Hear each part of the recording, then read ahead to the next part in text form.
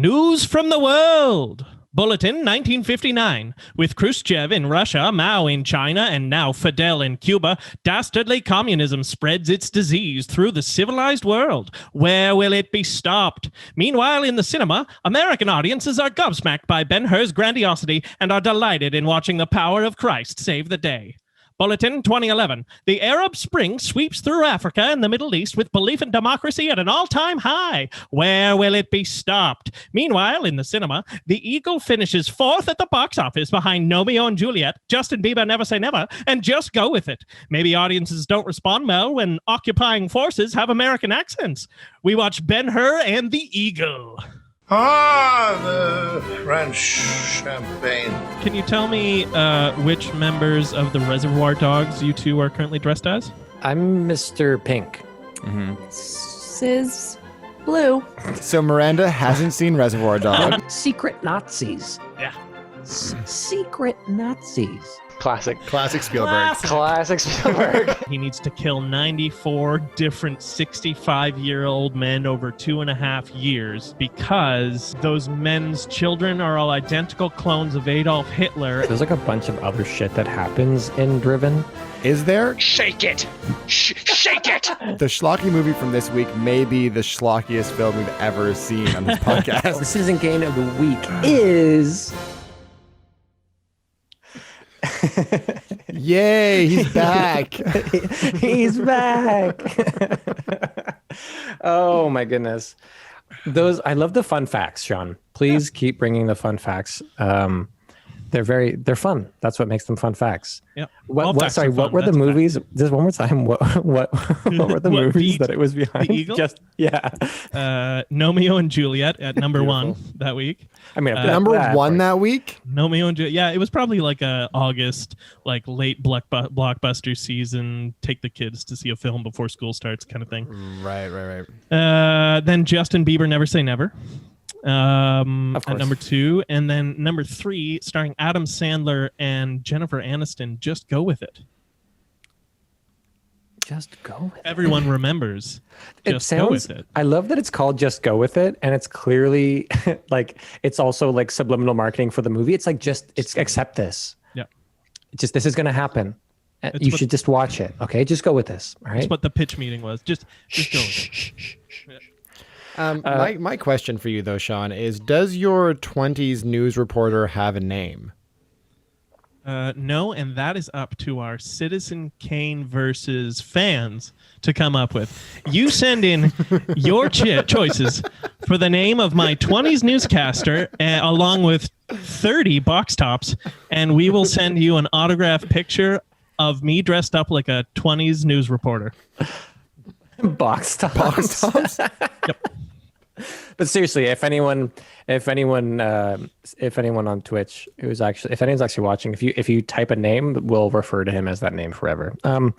So welcome to Citizen Kane Versus.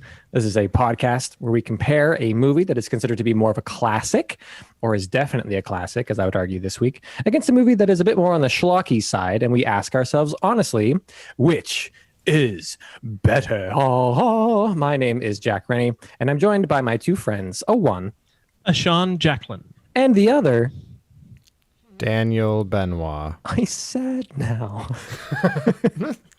No. Oh, You're sad. Daniel Benoit. Dan. And yeah, welcome to what's this, the 10th or 11th episode of season 2? The 11th episode. This is our season 2. Easter episode. This is and our you Easter knew episode. this when you were choosing these movies, right? I totally knew. I mean, we're a very spiritual podcast. So when it came to picking movies, we're recording this kind of approaching Easter on Easter weekend. So, Praise God. I, of course, wanted to pitch some deeply religious movies. Well, mainly just the one, I guess. And this does get released on the day the Lord riseth. So, well, may he riseth, and check his podcast distributors because we're dropping it. May he like and subscribe. Yeah. Amen.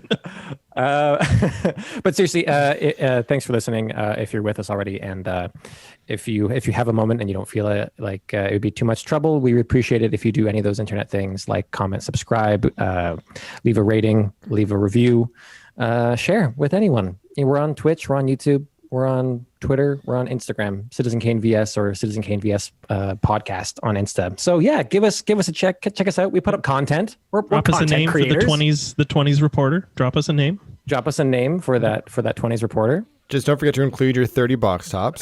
Yes, yeah, no, we'll need that in the mail separately. Yeah. But let's not withhold this anymore. We know what they are. But Dan, do you want to drop some intros for us? Some summaries? Yeah, I do. Okay. I like that you had a moment of surprise, like, oh, I didn't know I was going to be called on to do this. No, I just forgot because I scrambled to write these things like 10 minutes ago, and I have no idea what they say. So it's gonna be a revelation for both of us, or all. You're three a samurai. You can do it. Thank you. Okay.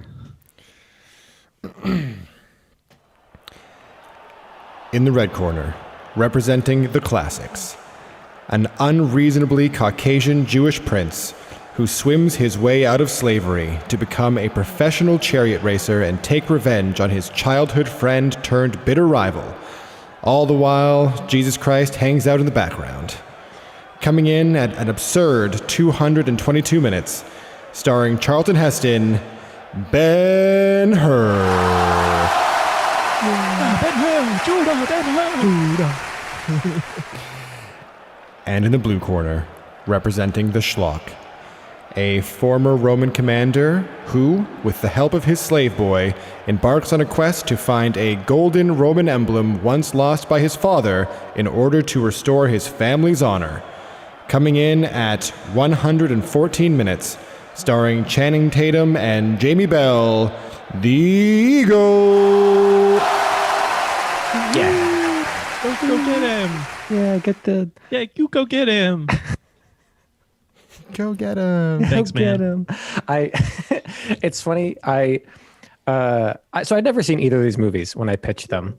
But there were a lot of similarities that made me feel pretty good about the Roman theme. Obviously was the main connecting tissue, but a lot of like life debts being paid, a lot of vaguely like homoerotic connections between men, where a lot of like, I am bound to you, like where you go, I go. I thought I lost you.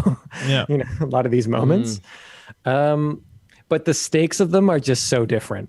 Like Ben-Hur has just huge stakes, and the eagle is like, I want to find, like you said in the summary, my daddy lost his eagle. Like, my dad lost the eagle. Well, they both also like they get bogged down in the quagmire of like moralizing these really vague ideas, like personal faith is just Ben-Hur. It's all like, oh, he believed God's spirit guides him through, but they do make it like tangible enough to follow, but it's still a very like intangible thing. And then honor in the eagle is just this like thing where they love honor and they fight for honor. Whatever honor, the honor of my family. Like that's the end of the movie, is that they get it back and they're like the people in Rome are like, your honor is restored. And then they like essentially hold hands and skip out onto the streets of Rome. And that's the end of the movie. They do. Like, it's just, you're like, okay, like, so it's really weird. At least Ben-Hur has the know-with-all to make the Romans the bad guys. Whereas we're like, are we supposed to root for the Romans in the Eagle? Well, at first, yes, but I think it's one of those things where like you realize, especially when the Seal People clan that they come across, when they're so barbaric to them, but they say like, you do that to us, so you're supposed to be like, oh, both sides are bad, but they're not though. Yeah, no. Yeah, it's very different. Yeah. Dan, how did you enjoy your 3.5 plus viewing experience? Well, yeah, okay. First of all, plus is definitely right. It took me, I think, closer to like 6 hours to finish Ben-Hur. I was kind of the same. Yeah, I took clocked full, it in one. You did You're it in crazy, 1 man. hour? No, I just sped through it. No, I did it one sitting. Oh no, I fucking couldn't. I couldn't do it. Also because right now we have a mattress just splayed out on our living room floor. So, and we're sleeping on it. So I spent all day just like lying in bed watching this movie. So I had to get up at the intermission. So thank God for that. But I took full advantage of the intermission. I went for a run. I made some Nice. food. I that's a good showered. idea. I took a huge break and then I came back to it. And I actually was excited to come back for the second half of Right, Ben-Hur, yeah. which surprised me. Like it didn't drag. I really enjoyed it right up until like post Chariot Race, where Yeah. it Correct. tends to it declines pretty quickly. Well, on that rosebud, shall we dive in? Yeah, I think so because we're getting into it. So let's begin this. Let's as our new catchphrase is. Let's get into these bad boys. Bad boys. These bad boys. These bad boys. Let's jump on into these bad boys. With our first round, story good. The story bears back. So I knocked my earbud out. That's the very first thing that kind of what you're getting to, Dan, in the second half of Ben-Hur that I want to say is that it's like a good movie. Like there's no denying it. There's interesting stuff in there. Right, I know, but it's not. It's like long and it can be slow, but it's not quite boring either. It's Correct, really yeah. it drops off a cliff once. Marcello, whatever. In hour 3, it It's like really just drops before the last like 45 minutes Yeah. are garbage. Yeah, the well, Jesus stuff. down. The Jesus Yeah, stuff. exactly. Once the Chariot Race is over and the storyline with his childhood friend is resolved, the Yeah, he's movie takes dead. a huge shit all over everything. Yeah, and becomes this Man. big, like religious circle jerk. Yeah. Totally. Yeah. Some people might not want to hear that, but that's Yeah. After the 10 Commandments, the 10 Commandments was, I think, like 3 years before this or something. And also, Charlton Heston was in the 10 Commandments, right? I don't know. he- I haven't seen. I'm it. pretty sure he was. Moses? I think so. Oh, someone look that up. But like, I will later. It'll haunt me to my dying day. I'm on it. I'm on it today. Oh, great. I don't like. It was nice for the first few scenes where you're getting the characters, even though you're fighting through what some of the actors are doing. And then it's boring with all the family bullshit. And then once the cool general the consul Arius comes in, then you're like, okay, cool, the boat scene stuff. yeah, the boat that scene. stuff. I dig that stuff. All right. And then they're in Rome again, and then we enter blackface land for a bit, and then we Oh yeah. and then we go to the Chariot Race, which was fucking great. And then yes, we hit that wall. yeah. Yeah, I didn't mind the slow pace of the movie though, because this movie truly is an epic in every sense of the word, right? And for that reason, you kind of go into it expecting it to not be 3 hours of nonstop action. You're along for the ride of like the journey of this guy's whole life. Yeah. So- 30 so minutes in of that- slave time, 10 minutes of Rome time. Like it's just Totally. Yeah. What I didn't understand was why it needed the Jesus storyline as a backdrop at all, because it doesn't really further the plot in any way except that he cures Well, it's fucking based mom on and a sister book. at the end. No, I know. I understand that, but So they were following that, I think. There's also an ending where the actual ending of the book is after he watches Jesus die. He revolts and raises an army and tries to drive the Romans from Jerusalem with his army, which they just cut out completely because that's another Lord of the Rings film of content, right? I mean, I would have been okay to see that in the last like 45 minutes of the movie. If instead of watching him visit the Valley of the Lepers 14 times and watching us go through the whole like final 3 days of the Jesus' cross. life. Yeah. If we just like show the crucifixion real quick, Jesus snaps his fingers from the cross, mom and sister are cured, Yeah, bam, and then we're back in wartime. Sunglasses. Yeah. That would be dope. Yeah, but I don't know if you've heard this before, Dan. But people like Jesus. He's rather popular. I've heard. I've heard he's the Son of God. Yeah, and he's if like you go, curing people. He's still quite popular now. But if you go even further back in time, more and more popular. Arguably less popular now, maybe. Very much so. He is so much more popular now than he was.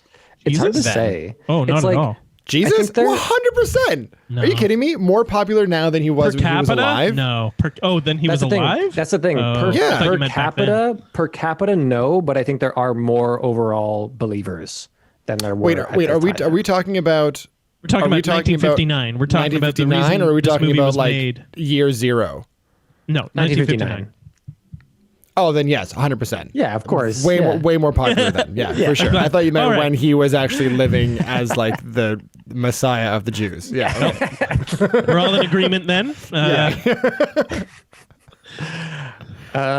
Yeah, that'd have been cool. That'd have been better. It would have been better if the movie just ended as well or something. Oh man, yep. that would have after been the chariot fine, race, too. after he defeats the enemy that the entire 3-hour 15 runtime has been devoted to since the beginning, then we have the Jesus stuff. And it Yeah. is the Jesus stuff. So I guess Yeah. people paid their 5-cent ticket to go see the Jesus stuff, I really. guess so. Were movie tickets 5 cents in 59? That can't be right. Probably. Probably around that. Yeah. Yeah.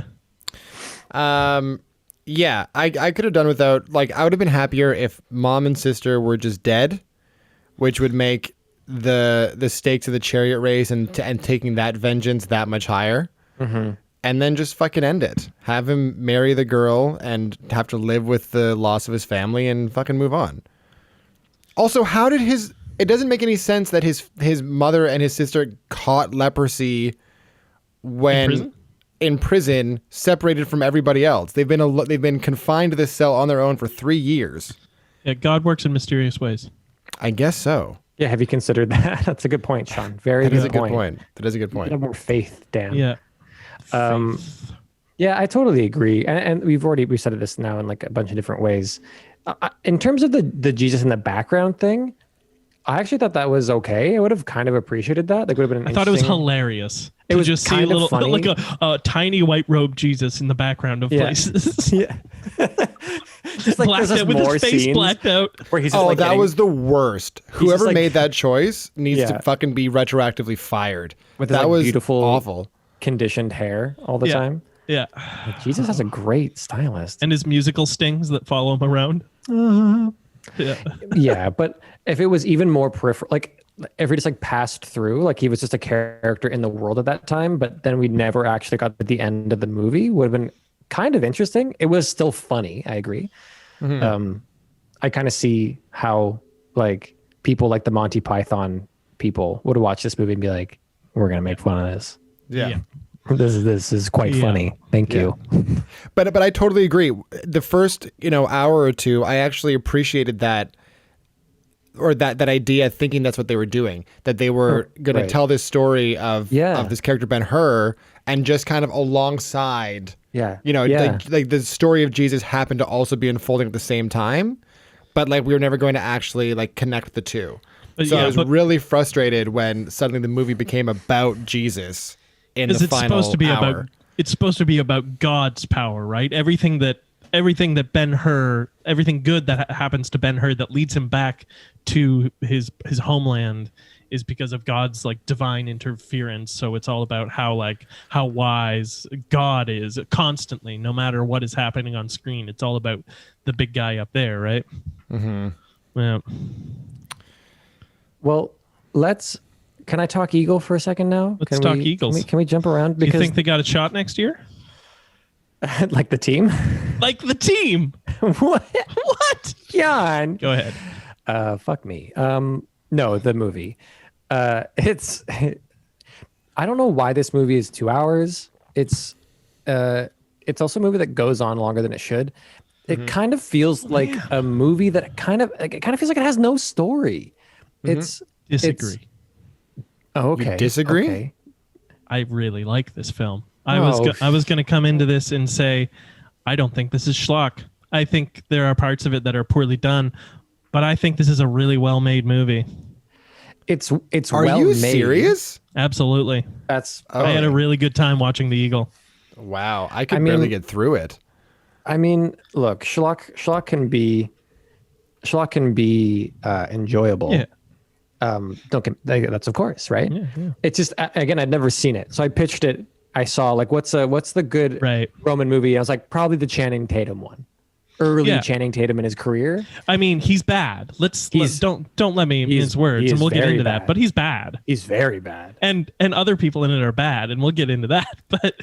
But like story wise, it's a messy structure, but it does interesting things. The power switch between what's Eska and Tater Nuts. When they're in the Seal People tribe, that's a cool story element that is was well done. Okay, for sure. I have to ask a question here because I feel like I probably missed some pretty vital parts of this story. Were there subtitles under the conversations that were in a different language? Absolutely. Okay, so then I didn't have those. Yeah, I missed like crucial parts of this story because the version that I saw, I must have had subtitles turned off or something because I didn't. Right. So Eska, when they get there, the Seal People are like, "Who are you?" And he's like, "I'm Eska, son of this guy, slain chief of the Bretones." And they go, "Oh, then you're welcome here. And what is this?" And he says, "This is my slave, my Roman slave."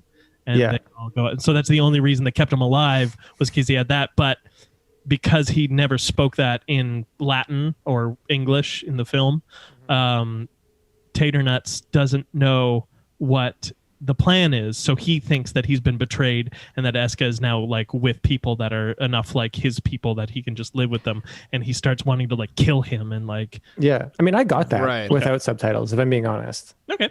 Like I kind of felt like I actually knew what was going on. Sometimes I like seeing a movie without subtitles in a scene like that because it's like putting us in the shoes of the main character. But then you did miss when he kills the Seal People chieftain. With the ring?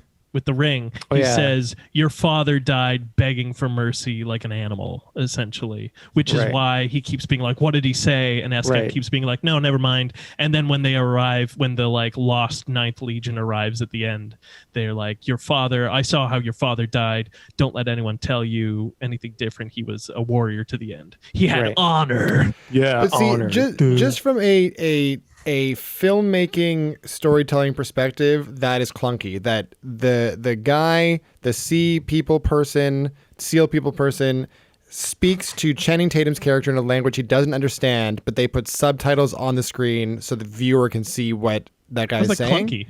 Why is that clunky? Because that doesn't make any sense. Because what Jack is talking about, what just mentioned, makes a lot. That's right in that when you're watching a movie based around a character, you want to see the story unfold from their perspective.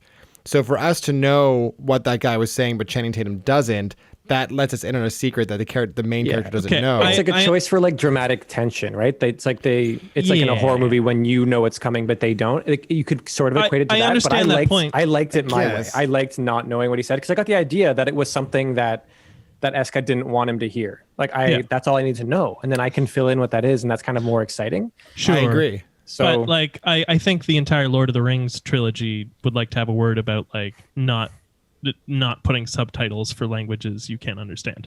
Right, but in Lord of the Rings, there's a million characters interacting with each other, and you're following way more stories than just the main characters. You're not just following Frodo Baggins. You're following fucking all the other characters whose names I forget. So you just want Tater Vision. Yeah, for this movie. Well, the entire movie is based around his individual quest, and it's only a two-hander film anyways. Like, I don't mind it. I think that's picky. Okay, well, fine. You like it. Great. We get it. Yeah, I get it. You had a great time, Sean. I agree that this movie isn't... It's hard to call it schlock because, like, how it's shot, this is already into looks, but, like, it's shot well, I would say, for the most part. Yeah. It has some really lovely stuff in it. And so it looks like a movie that should be good. And it's not a bad movie. It's a bit of a flaccid attempt at at the genre. Yeah. Mm-hmm. And I think this movie,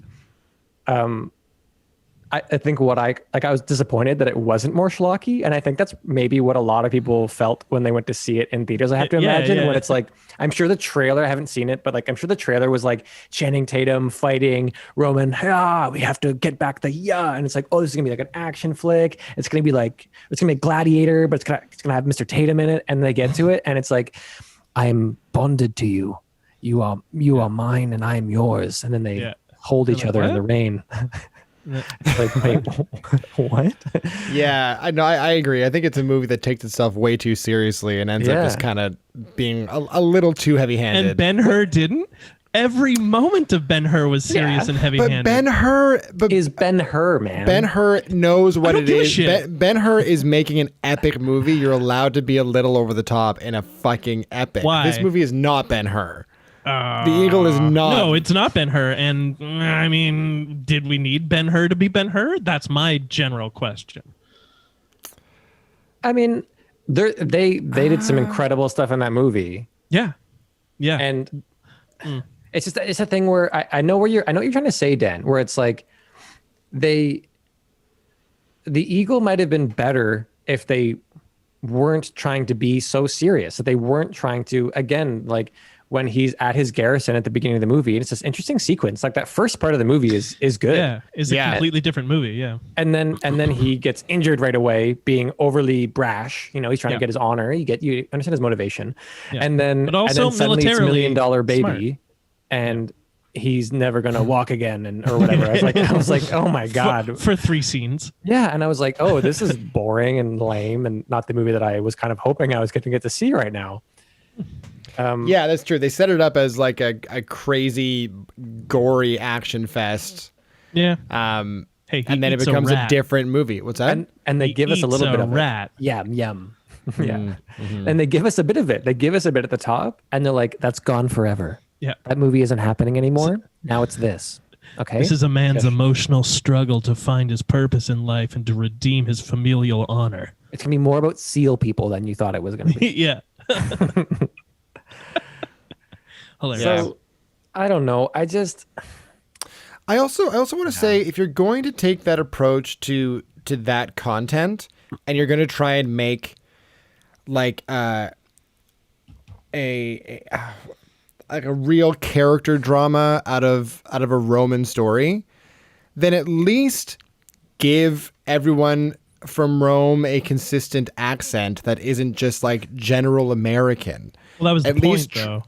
That was the point? Yeah, it was because it is during the American occupation of Iraq and Afghanistan. So they're making a point to make the occupying Roman forces be American. Sure. They are. It's the director said like, so. Yeah, I get it. I mean, it's an easy choice. Yeah, hire American of course, it's an easy movie. Yeah, exactly. Yeah, but Ben-Hur does the same. Ben-Hur makes the Romans Britons because at that time Americans still thought the British were like pompous assholes, and it makes all the Judeans Americans. Yeah, so that Americans feel like, all right, we're the Christians. Yeah, totally. Yes, but I will say that at least giving the Romans a different accent helps me invest in the world a little more as a period piece. Sure. You know what I mean? Yeah. I mean, I don't really care. If I'm being honest, but people sometimes nitpick about this stuff a bit, and I generally don't care that much about it. Like, it's a movie, like, you know, like, I don't know, unless you're going to cast everyone. That's why, like, it was actually nice. The one actor in Ben-Hur, Esther, like, her name is Haya Harawi. Yeah, she's Israeli. Yeah. Yeah. She's Palestinian. Palestinian, really? Oh. Yeah, from what I read about me, it. I'm about to get a lot of complaints. You're not, man. No one's watching. Yeah. But I looked up, and apparently she only passed away like this year, like this February. She really? Oh, yeah. I think I remember seeing that. Yeah. But I'm not going to talk about her performance in this category. But hearing her voice, like the way she spoke, even I was like, oh, it would have been nice if that was more present, maybe. Mm-hmm. But usually I don't mind it. But when there was one person who had a bit more of a real feel to the movie, it stuck out in a way that made me want it more, and made me kind of bothered with Ben-Hur's get off my lawn type vibe. He's the son of God. I'm the son. He's the son of God. Marcellus. Damn it, Marcellus. Damn it. I'm from Judea. I'm from Miranda noted that he sounded like Zap Brannigan a couple times. He does. He must have been a model, like for Zap. You're not gonna take away my family. Where's my mother and sister? Oh shit! Oh yeah. Do you know what they called the set crew? The on-set crew had a nickname for Charlton Heston, and it was Corn Pole. And I didn't know what that was, and I looked it up, and it's just a name for like cornbread, but it also means like kind of like really wholesome, but not all there upstairs. Oh. So like you just like Charlton Heston was just a brainless fucking idiot, and he must have been on this set, and that's why they called him that. And was to the bitter end, from what I understand about Charles Heston. From my cold dead hands, yeah. Yeah. Yeah. So Cornpole. I don't know. I mean, overall, it's actually funny. These movies are long. This is some of the most viewing time we've had for one episode. Yeah. Between these two movies, it's a lot. Thank you. And yet I feel like there's not much to say about the story. Like the story of the Eagle is so basic. I really don't feel like there's... So you're using basic as a pejorative, and after watching maybe it's because the order I watched it in, you probably did the same thing, but after watching Ben-Hur, I was happy to have a basic storyline to just watch a character go through. I did Ben-Hur second. I did Ben-Hur first, and after Ben-Hur, I was craving what I thought the Eagle was going to be. Yeah. So when it wasn't that, I was so disappointed. This is another week where I came in here being like, I know what these guys like, and it's not Ben-Hur, because that's what I don't like. I'm not saying I love Ben-Hur. Okay.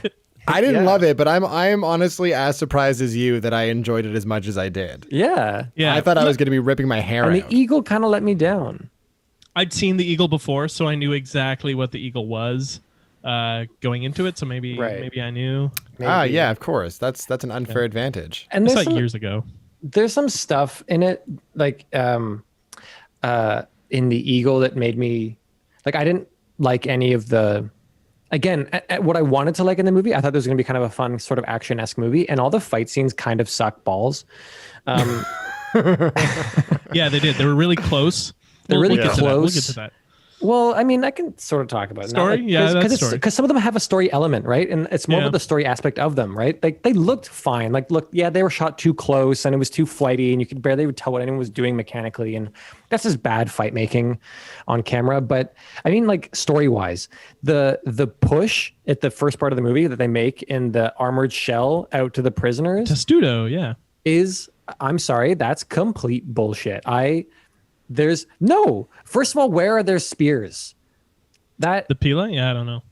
You would use spears for that. It just wouldn't. They're not. The testudo gives you a defensive. Okay, everyone who doesn't give a shit about military history, skip 30 seconds. But the testudo gives you a defensive bonus like that because everyone's on top of you, and you have your short gladius to stab out through the holes and pick away at them like that. Yeah, but there were like 4 to 5 times more people on the other side, and if they were using it offensively, they were anyway. It was just I didn't buy it for a fucking second, and then more than anything. That final fight at the end is a total clusterfuck where there's like 18 Romans tops, and then there's like 50 of these other dudes, and you see a bunch of the Romans dying, and it looks like they lose the fight, and then it's like it fades up from black, and there's 5 of them left standing there, and they won, and I was like, no, you didn't. Well, the worst part of that too is that the very first thing you see when the SEAL people charge them is like 5 of them jump over them and take them from behind. Yeah. Like which breaks the line, but the line breaks. It shows the line breaking afterwards, which is terrible. Yeah, but so many of them are dead right off the top. Like fight over. Oh, Sean, no, that was it.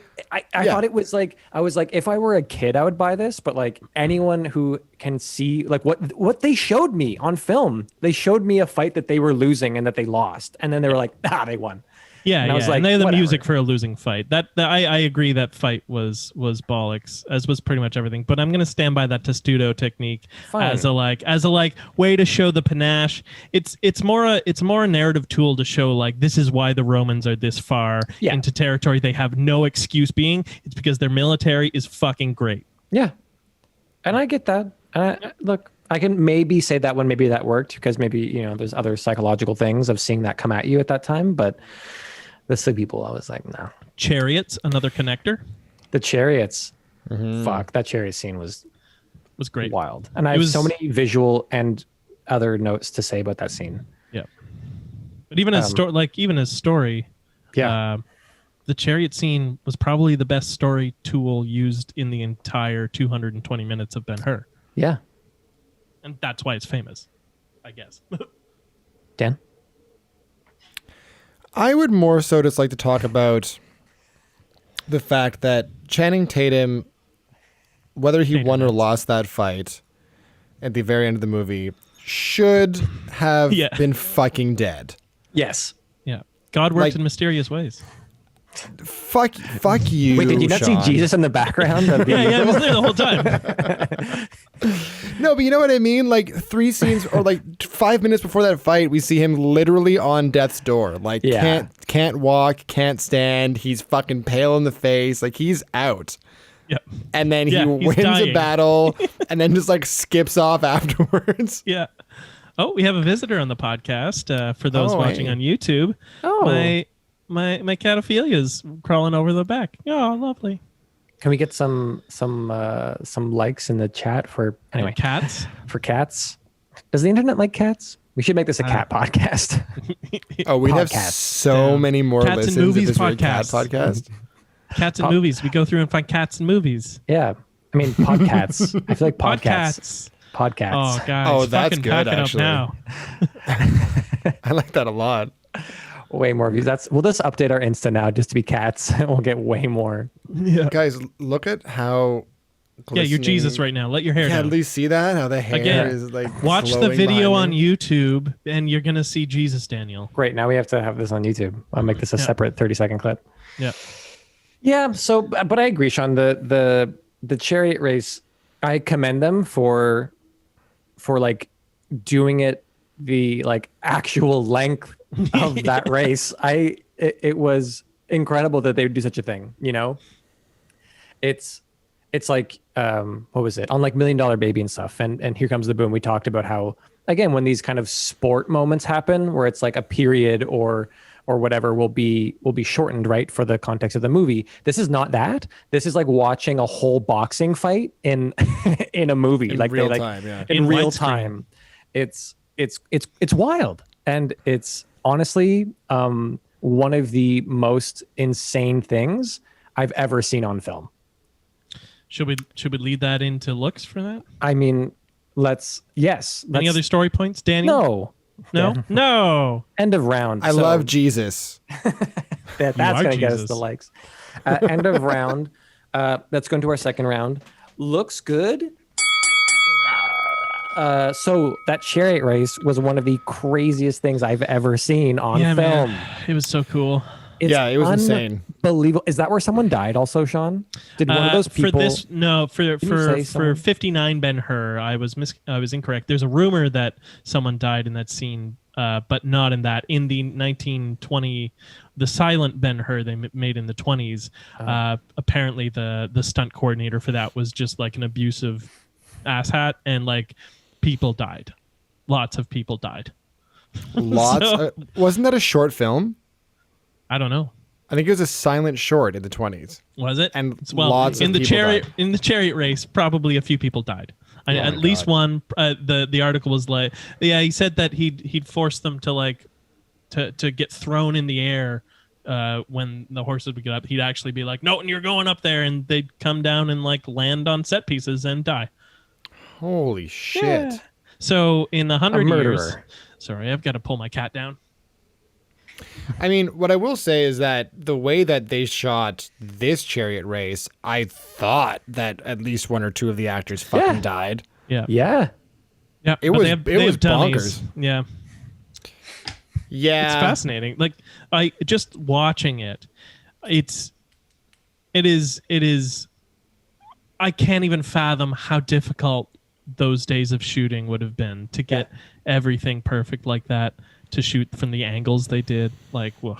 The horse work is incredible. Just the fact that they do the full promenade before the race of all the chariots in perfectly in line, doing a full lap around the ring, and it's a spectacle. It's like, I get it. Like, this would have been the thing to see at the time. Yep. Like, and it would still be a thing to see now. And it's unbelievable. It's unbelievable. Incredible. But then the race itself, as you say, Sean, how they got all the shots, how people didn't die making it, must have been just a monumental effort on the entire team making this movie. Yeah. It's incredible. It's incredible. It is. What I want to know is, how the fuck did they shoot that one moment where Judah's chariot goes over the rock and he like flies out of his chariot and it's just hanging on behind the horses for a second? Person. Yeah. They got 4 horses to jump over a carriage together.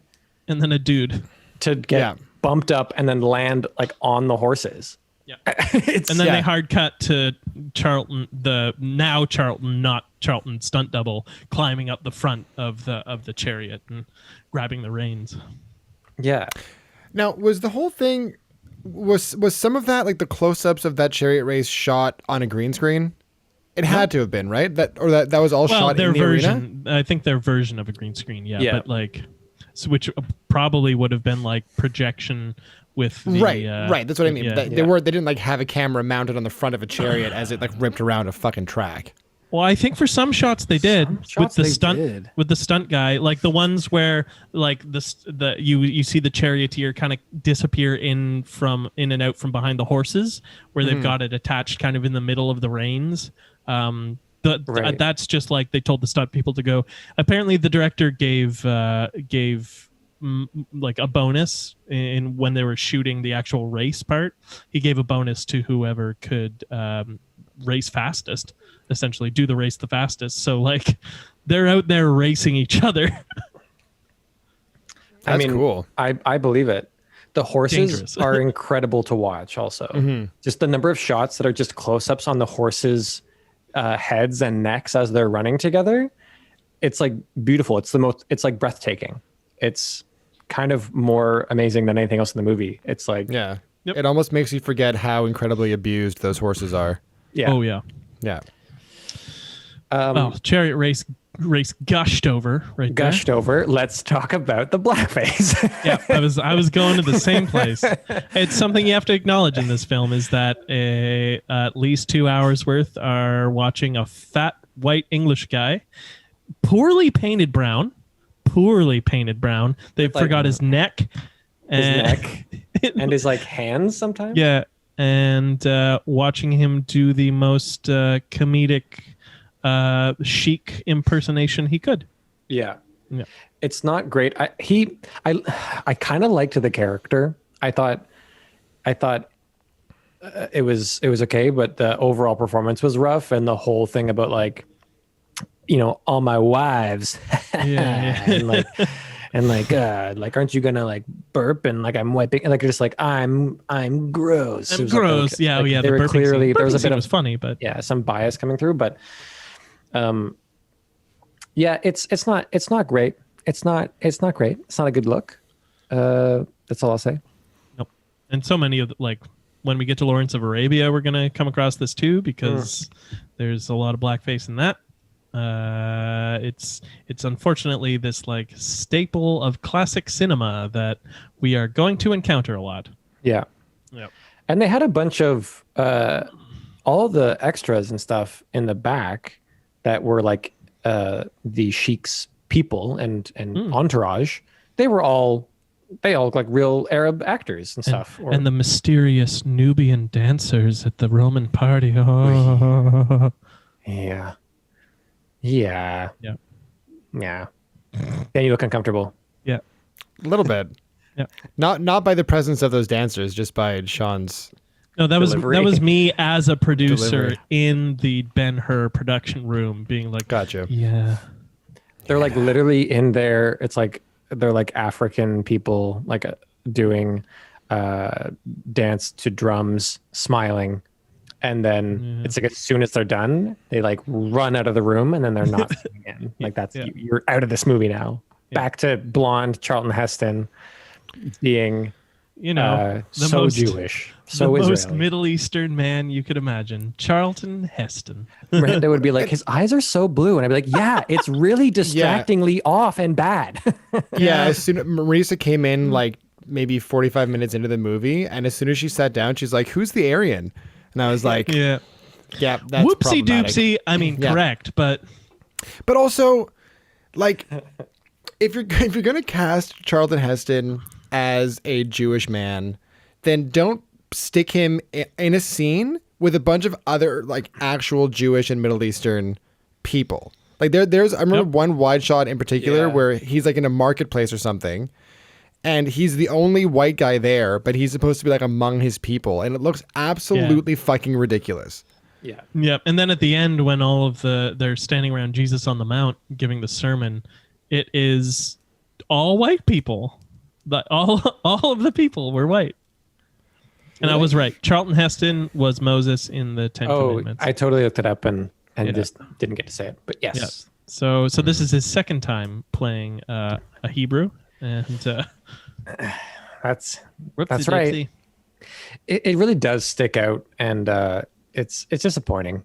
I'll say a lot of the filmmaking in this movie is really impressive. There's a lot of insane practical sets, insane amounts of extras doing coordinated stuff. 10,000.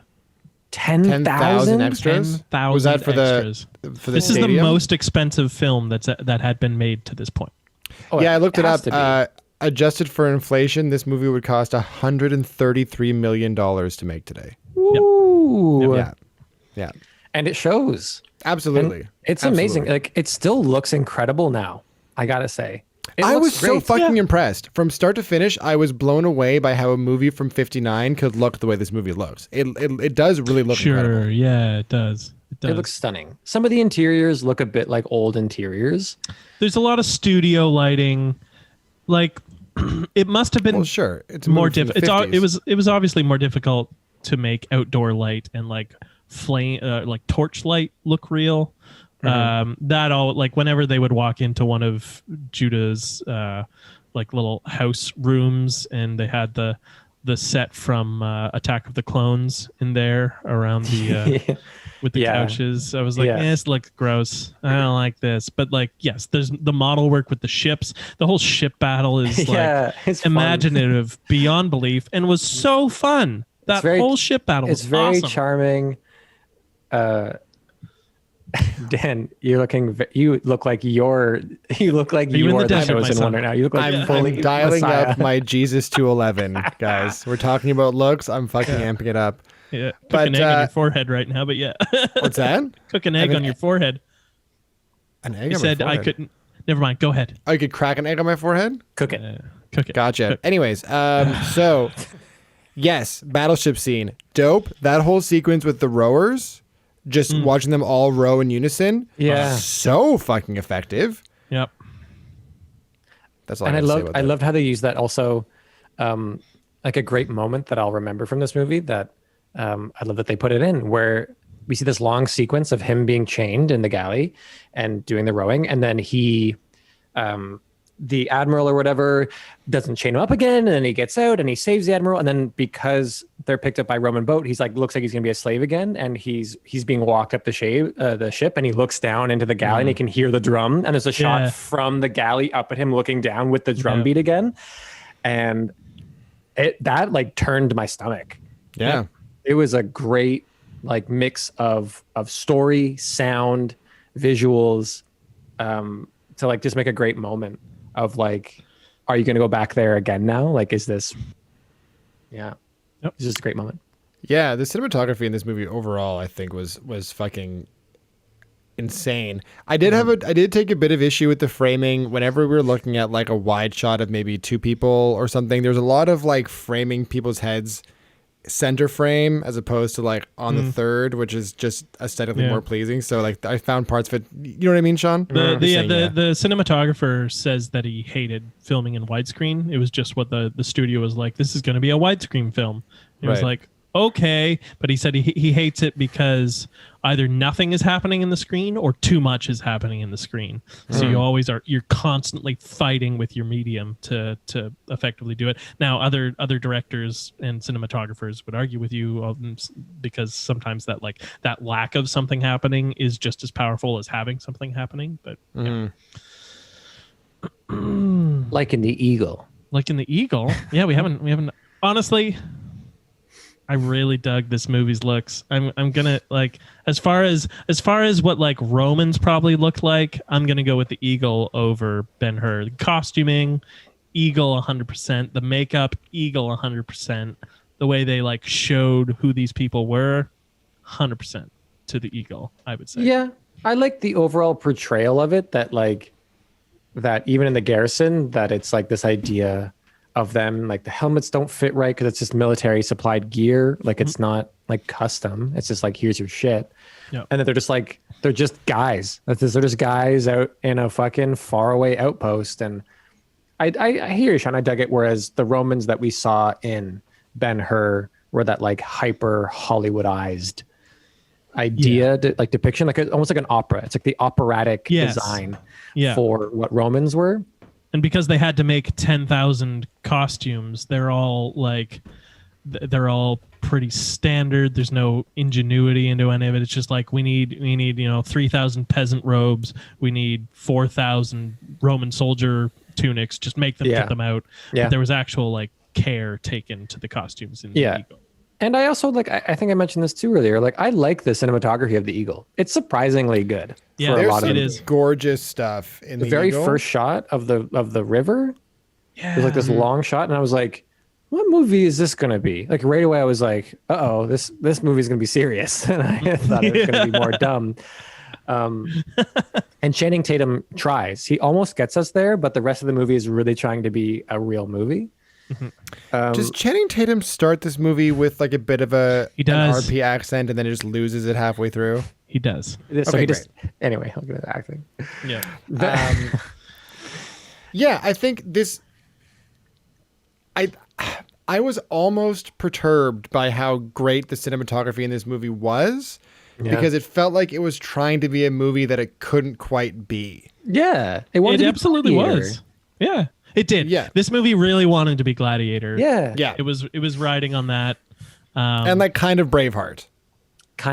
Yes, because of the Scottish Highlands and that kind of stuff. Yeah. If it starred Michael Fassbender, this might have been a dope movie. Funny you should fucking say that. Ooh. Very funny you should fucking say that. The year before this one came out, there was a movie released with Michael Fassbender, Olga Kurylenko, and Dominic West called The Centurion that is about the 9th Legion losing their eagle. Is it better than the Eagle? Fudge? I've never seen it. Oh, we should watch that movie. It's also like 5.5. So. Oh, really? Oh. I also would like to imagine what this movie would be like if Seth Rogen were the lead. I think year one is about as close as you're going to get to that. Right, yeah. Yeah. But Tatum is just one of those people who, and then McCree's missing in acting. That's not okay. I'm just going to cut myself off. I liked the design of the Seal people. I loved their makeup. Yeah. The design of their village. The shot where something happens, they hear a noise, and they all have their seal pelts on, and they're in like the rocks down by the sea, and they turn to look, and you realize there were like 4 of them down in the rocks, but you couldn't see them because of their seal pelt cloaks. We like both Miranda and I were like whoa, like well, that's cool. Yeah. Yeah. Yep. The seal. They made up the seal people look. Like there is written account of vaguely like the seal people were a group of indigenous people on the northern British Islands, but like no one knows what they look like, so they kind of were like, maybe they look like the Innu or something like that, and they gave them seal pelts and stuff. So yeah, right. They look cool. It's great design. And just lots of great shots of landscapes and nature, of like cool, what would have been like Scottish terrain. Yep.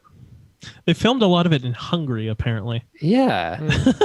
There were a lot of Zoltans in the credits. Yeah. I think And everything that had a deciduous forest was in Hungary, and all the Rocky Highlands was Scotland. Right. Yeah. Okay. Interesting. Daniel? I didn't know either one of those things. I was kind of off put by the kind of like muddy green tinge that was in the whole film. I didn't think that was, you know what I mean? And I also liked, sarcastically, how on certain shots, usually of Channing Tatum, where if it was a close up, they'd just give it a little bit of the Vaseline treatment. Yeah. Where they'd cut to the person he's talking to and it was super crisp and sharp and in focus, and cut back to Channing and everything was just like kind of just like hazy and ethereal and like very, very soft focus. Like we're watching a movie of like Katharine Hepburn in the 50s. Very serious. Very serious. Yeah. Very serious stuff. Yeah. But it was stuff like that I watched this movie and I'm like, guys, what the fuck are you doing? Like, decide what this is, because you're kind of bouncing around, like you're like peppering stuff in here inconsistently. You know what I mean? Like, pick a tone. So it looked like the cinematographer had more control over the movie than like the director or anyone else did. Like it looks like it got carried away in creating this like deeper narrative.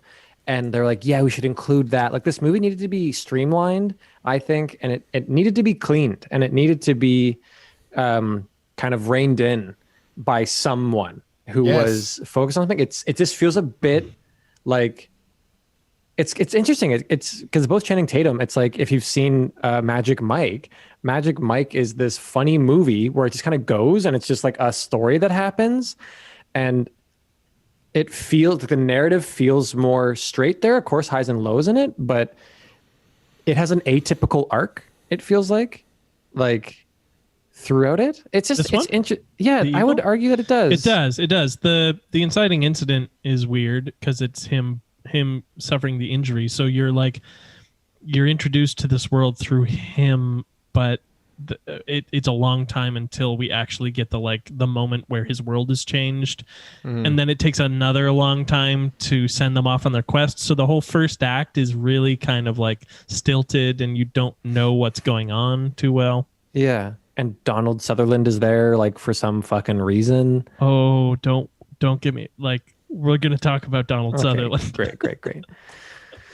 But it's tricky, but overall, I like the look of the eagle too. I agree, Sean. I like the design of the Romans, I like the design of the seal people. There's lots of beautiful cinematography. I don't think it serves the narrative as much. But even Ben-Hur's, if castle fort was weird. I don't know why. They must have had a fort left over from doing Robin Hood or something that they wanted to. At the beginning, when he says this nice fort we've built here in Judea, it's Roman, and he's like, it's cold and I don't like it's very harsh. It's like, Roman architecture. It's just like a castle set, and it's not really Roman in any way, shape, or form. Right. Very early on. Very early on. Yeah, I'm minute 25. I'm struggling to remember it, but yeah. Whereas Ben-Hur, though, there's a lot of different stuff going on. I feel like it's a bit more serving the narrative of this grand adventure. I can't ignore, though, of course, that it just goes on way too long. It gets up its own butt at the end of the movie completely. And I think it leans too much. I think they the top of the movie is way more bright. And then in the home that you mentioned, the Attack of the Clones set, I think you're talking about in his home. Yeah. It's bright and sunny. And then once he gets arrested and his family gets arrested, it's always dark. So much of the movie is dark. Whenever he's back there, it's nighttime. It's dark. They're really leaning into this is the dark time now. There's not light in the world. And they just lean into that too much for too long. And it gets annoying. I will say that. There's a lot of to bring back everything as Star Wars. George Lucas took Ben-Hur and he just broke it down and rearranged certain things to make the prequel trilogy. The sets, visually, there's a ton of Ben-Hur in the prequels. There's also like friends like breaking down and hating each other, which we get at the end. There's the weird like love relationship between Judah and Esther, which has no basis in anything. Then he saw her and wanted her. Yeah. And then they are together, but kind of not. He did the offensive Middle Eastern stereotypes. Yep. Yeah. I'm not saying it is the like these they are parallel, but I think I have a feeling this movie was very influential on a like 10-year-old George Lucas. Yeah, you imagine it would be. And why of course, right? The setup, the design of the chariot race looks like the pod racing. It's the pod racing. Yeah. It absolutely is the pod racing. And you have like, young plucky podcasting. You have a young plucky rebellion that has no chance going up against the great evil empire. Yeah. Oh shit, you're blowing my mind right now, Sean. Hey bud, that's what 2 theater degrees in nothingness will do you. you can send donations to Sean's Patreon to pay off his theater education. Yeah. But I hear you. It really struck me how much it looked like the pod racing. Like like a lot. It's the same thematic thing. You have the various like competitors who aren't named that all end up in merry mishaps. Some of them die. Some of them just go voodoo. And Guapalopando. Yeah, and then you have your Anakin Sebulba or Judah Ben-Hur Masawa. He just said a bunch of gibberish. Yeah. They are the same. Point proven. Well, any other thoughts about looks? Looks, or I'll stop tapping this. Any other looks before we mosey on? Lots of good things to say. I don't know. Yeah. All right. Well, both movies are beautiful. Yeah. Well, then let's push on and get into our third category. Sounds good. Sean, more into like a vampire than a bear at this point. It's evolving. It's a vampire. It's a vampire. Okay, Sean. It's a vampire. Yo, me? What about me? You like music and sounds? I do. How'd you like the entr'acte? I skipped it because I listened to the overture. Okay, so for the overture, I said, okay, I don't like this. I don't like them in theater. I can't stand when there's an overture for a musical or something like that. But I said, okay, so what is this thing's intention? And it is to set the tone for what you're about to see. Okay, great. And I did this thing where like I closed my eyes and I sat there and I tried to like just feel what the music was trying to convey, just try and place myself there. And then 3 minutes later, I realized I was scrolling Reddit and the overture was still going. I went, fuck, shit, oh no, I really got to do this. And I closed my eyes and I tried again, and 2 minutes went by and I was scrolling Reddit again. So I don't know. I hate overtures still is the end of that. Yeah. It's beautiful music though. It's not beautiful. The score is phenomenal. Yeah, it shouldn't be in there as an overture, but the score is beautiful, I would say, in Ben-Hur. Yeah. Undeniably. Yep. Now, if we place ourselves in a movie theater in 1959, are you as bothered? What? I said, that's not though. But okay, sorry. No, but like let's put ourselves in the audience experience of the time. Right. Are you as my bothered? Mormon wife have come to the theater for the first time, and we are what? I'm just placing myself in the 1959. Perfect. I love it. Okay. Are you as bothered by the overture then? In 1959, probably not, because that's the only thing I'm used to. Or even a movie theater now. Let's do it now. Yes, I'm pissed off. I don't give a shit. I paid my $39 to watch this in IMAX extra vibrate or whatever it's going to be, and like, oh my god, I don't imagine Ben-Hur in 4D. That would be just a chariot race. Everything else would be awful. You can watch the 2016 Ben-Hur. I think let's not do that. I'm gonna have a maybe totally non-controversial opinion, but an opinion nonetheless. I think some movies could do with a fucking hot 2-minute overture before the movie. Sure, I'll accept a 2-minute. Like something to amp you up and get ready, and then hard like boom, and then like into the first scene, and then is you're it just in dubstep tomorrow. Sure, whatever. Yeah. Like that's what IMAX movies do. They like do a sound show with lasers. Some of them at least, right? They like amp you up. Like I think that could actually be a thing that could come back in an interesting way. I mean, movie theaters are dead now, so they are dead. The cinema is over. Cinema's over. But also, Hail if Disney. it's 6 minutes, then you can sit down, drop your jacket, get a feel for the movie, get up, go get some popcorn, take a shit, come back. Scroll Reddit. You know what I mean? Yeah. All the while just kind of slowly percolating in the energy of the movie, and then you're ready. No, you know what? I'm all for it in a movie theater. You know what lets 2 me minutes. percolate in the energy of a movie is the introduction of the movie. The first 10 minutes of a movie is where I percolate and I go, ooh, this is what this movie is. But what if you get in the door of the movie theater like right when the movie is starting and you need a minute to like settle? I don't do that. This conversation is stupid. I arrive 15 minutes before the film precisely, so I have time enough to buy my snacks, head to the bathroom, and Take my find my shit. seat. What the fuck? Sean, everyone knows you show up for a movie 5 minutes after it starts. After it started. And then you get there, you get your soda, you get your popcorn, Get your ketchup. okay, get your ketchup, and then you find a seat really close because you got there too late, and then there's still 12 minutes. Do you remember before that the movie time? starts, Do you remember okay? that time we saw Interstellar at 3 feet from the IMAX I screen? do, and Ted Poole almost threw up on himself because it was too close. Love to Ted P, who Teddy we P? will keep anonymous for. Shout out to Ted P. I said his name. I said his full Yeah. name. you didn't. Everyone loves Teddy P. Sorry, all right? Ted P. No, yeah. Someone gonna? Can you bleep this out, Daniel? Nope. Ted Hanks. So look, whatever to the overture. The score is beautiful. Something I have to say about Ben-Hur.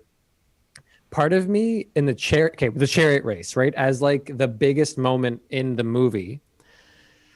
At first, I loved that there was no music to it, and then I kind of not even hated. I was just like, how did you put no music though? I thought music was going to kick in at the end of the race when it was like clearly just down to him and his rival. That the music was going to come in and drive us to the end, and then it just doesn't. And I was like, oh. Like, why wouldn't you do that? I don't know how that wasn't done. I didn't miss it at all, actually. Yeah, me and neither. I missed think it a that was obviously an intentional choice to have the viewer have as much of like the authentic audience experience as possible, right? There is no music. It's the same reason why the chariot race is fucking 15 minutes long. It's because you're just watching the race for what it is, and the excitement comes from the race itself without any kind of added bells and whistles, which I fucking loved. I thought it was super effective. Yeah. So I didn't bit think it needed at the music. end. I just wanted just a bit at the end. I liked it for the whole thing. I just thought it was funny that there wasn't anything just to drive it to the end. Like What I would have accepted was like a sharp electric guitar or like synth sting, just as Marcellus gets Zimmer. run over by the Yeah. horses. the Thumb But and that's it. Louise. Should I find a YouTube clip of the 2016 chariot race? I'm sure it's probably got heavy metal or something over it. Oh hell yes, please do that. I'm not I going to do was that. that was the only thing that I was curious about the remake. Was how they did the chariot race. Right. Yeah, it's all Even CG. though I know, bet. I'm sure it's a Heavily, I'm CG guessing. fucking jerk fest. Yep. Because you couldn't make it now. I just don't know how you would get by. I don't know if people can do that anymore. Why would you make the story again? Well, why? I mean, people still love Jesus. Sure, but they love Charlton Heston in their favorite Jesus story. They don't love Channing Tatum. was Channing. Yeah, they don't love Channing Tatum as Judah Ben-Hur or whatever pasty white man they found for Ben-Hur in 2016. Tater Now, would you have the same opinion if Seth Rogen was the lead?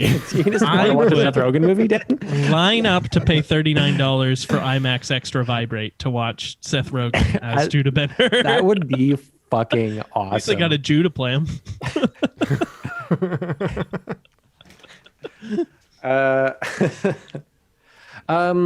But are there any sound stuff with the Eagle though? Like, I don't remember that much. It's pretty boring. Yeah, it's not much to say, right? There was some music that came in near the end that had a language that I did not understand. I couldn't tell if that was Celtic or if it was Italian or what it was supposed to be.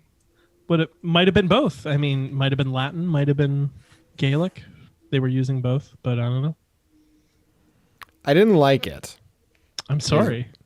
But again, I didn't like it because I was fucking confused by why it was there. It didn't fit. Is this during the battle? The final like battle in the gully? I think it was the running away. There was like bagpipes and music and stuff when they were fleeing back. The bagpipes also kind of set me off a little bit because I was like, this is an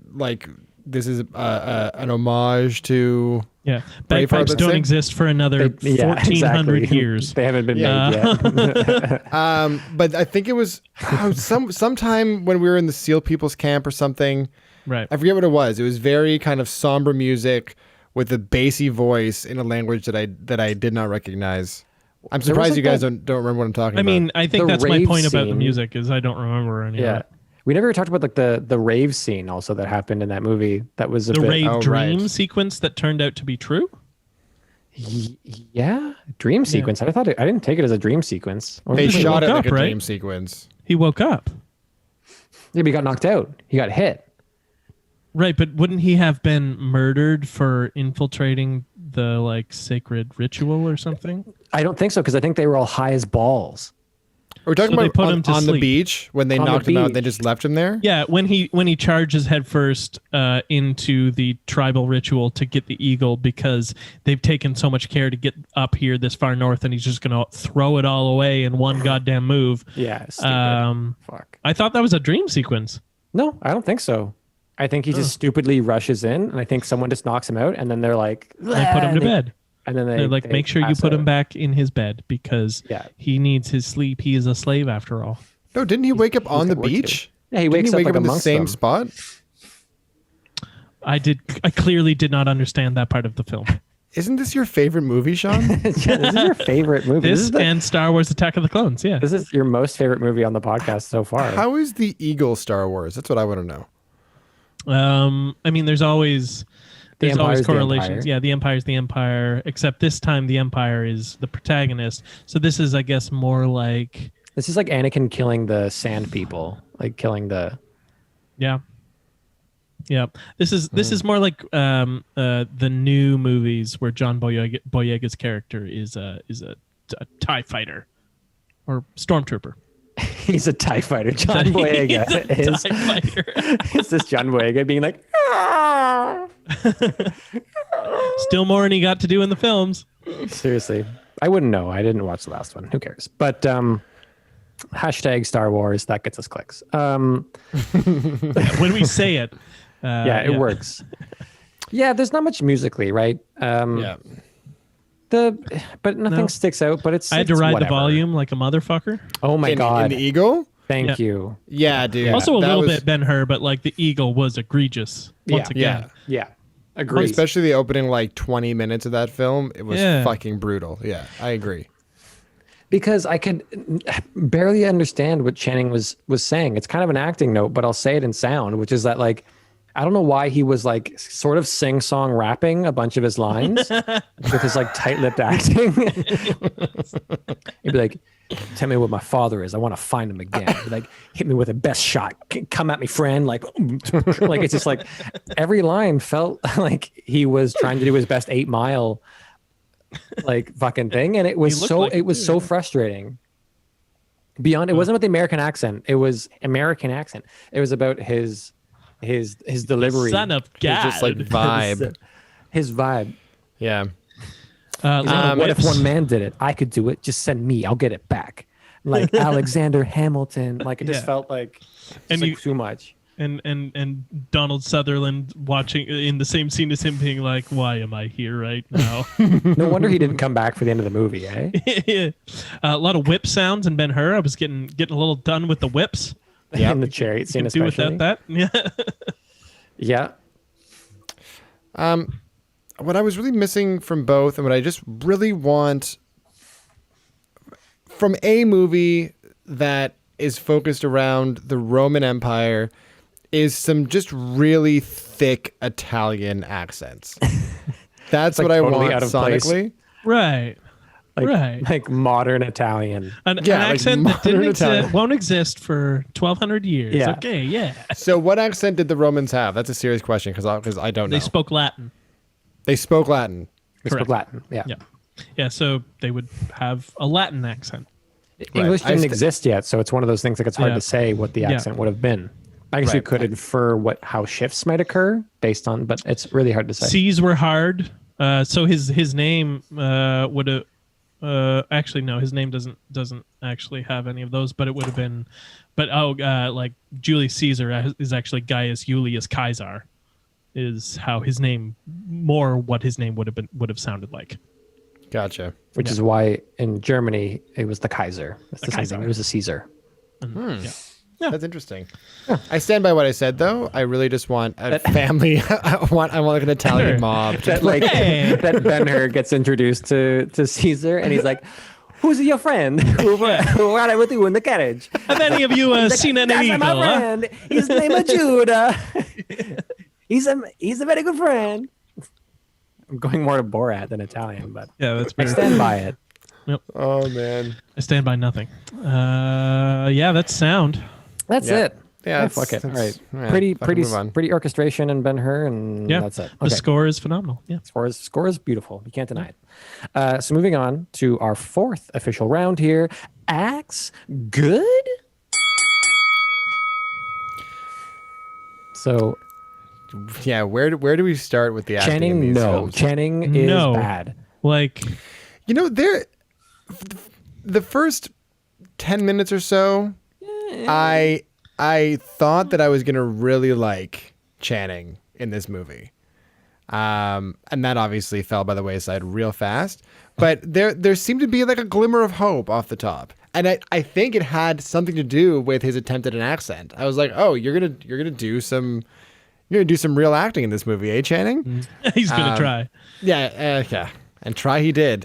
But then, he fucked it. So I kind of have a hard disagree because my type of movie, one of my first notes that I made about The Eagle was that Channing Tatum has no weight. Like, he cannot carry what this movie is trying to, how serious and grave and honorable this movie wants to be. Mm-hmm. His first few moments of like praying to his armor and whatever, and I'm like, I don't buy this one tiny little bit. Yeah. Like, I'm so glad that Hollywood figured out that he should just do funny shit.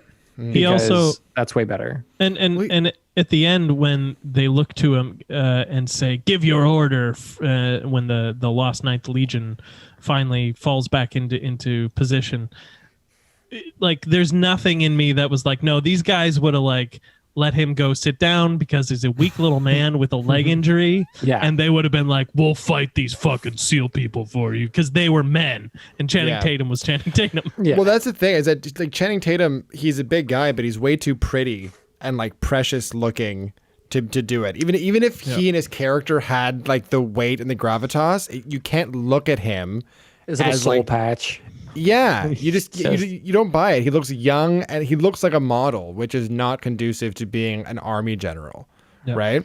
Yeah. Like even Charlton Heston, who is an attractive man, he's like old and kind of weathered, and like there's just character in his face, which Channing Tatum does not have. He's got that Correct. big weird mouth. However, Charlton Heston, Yeah.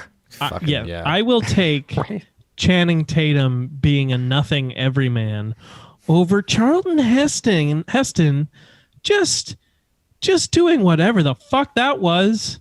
Why did they let him do that? Oh, I think he's better than Tatum. No, I disagree. Yeah, I Very do. much disagree. it's so hard to compare They're both style. frustrating. I mean, it's two drastically different styles of acting, right? Like Charlton Heston is doing what you did in the 50s. One I can ignore though. One I can be like, all right, I'll just let this happen while the movie goes along. Yeah. And the other is like, wow, you're going to do that in this scene?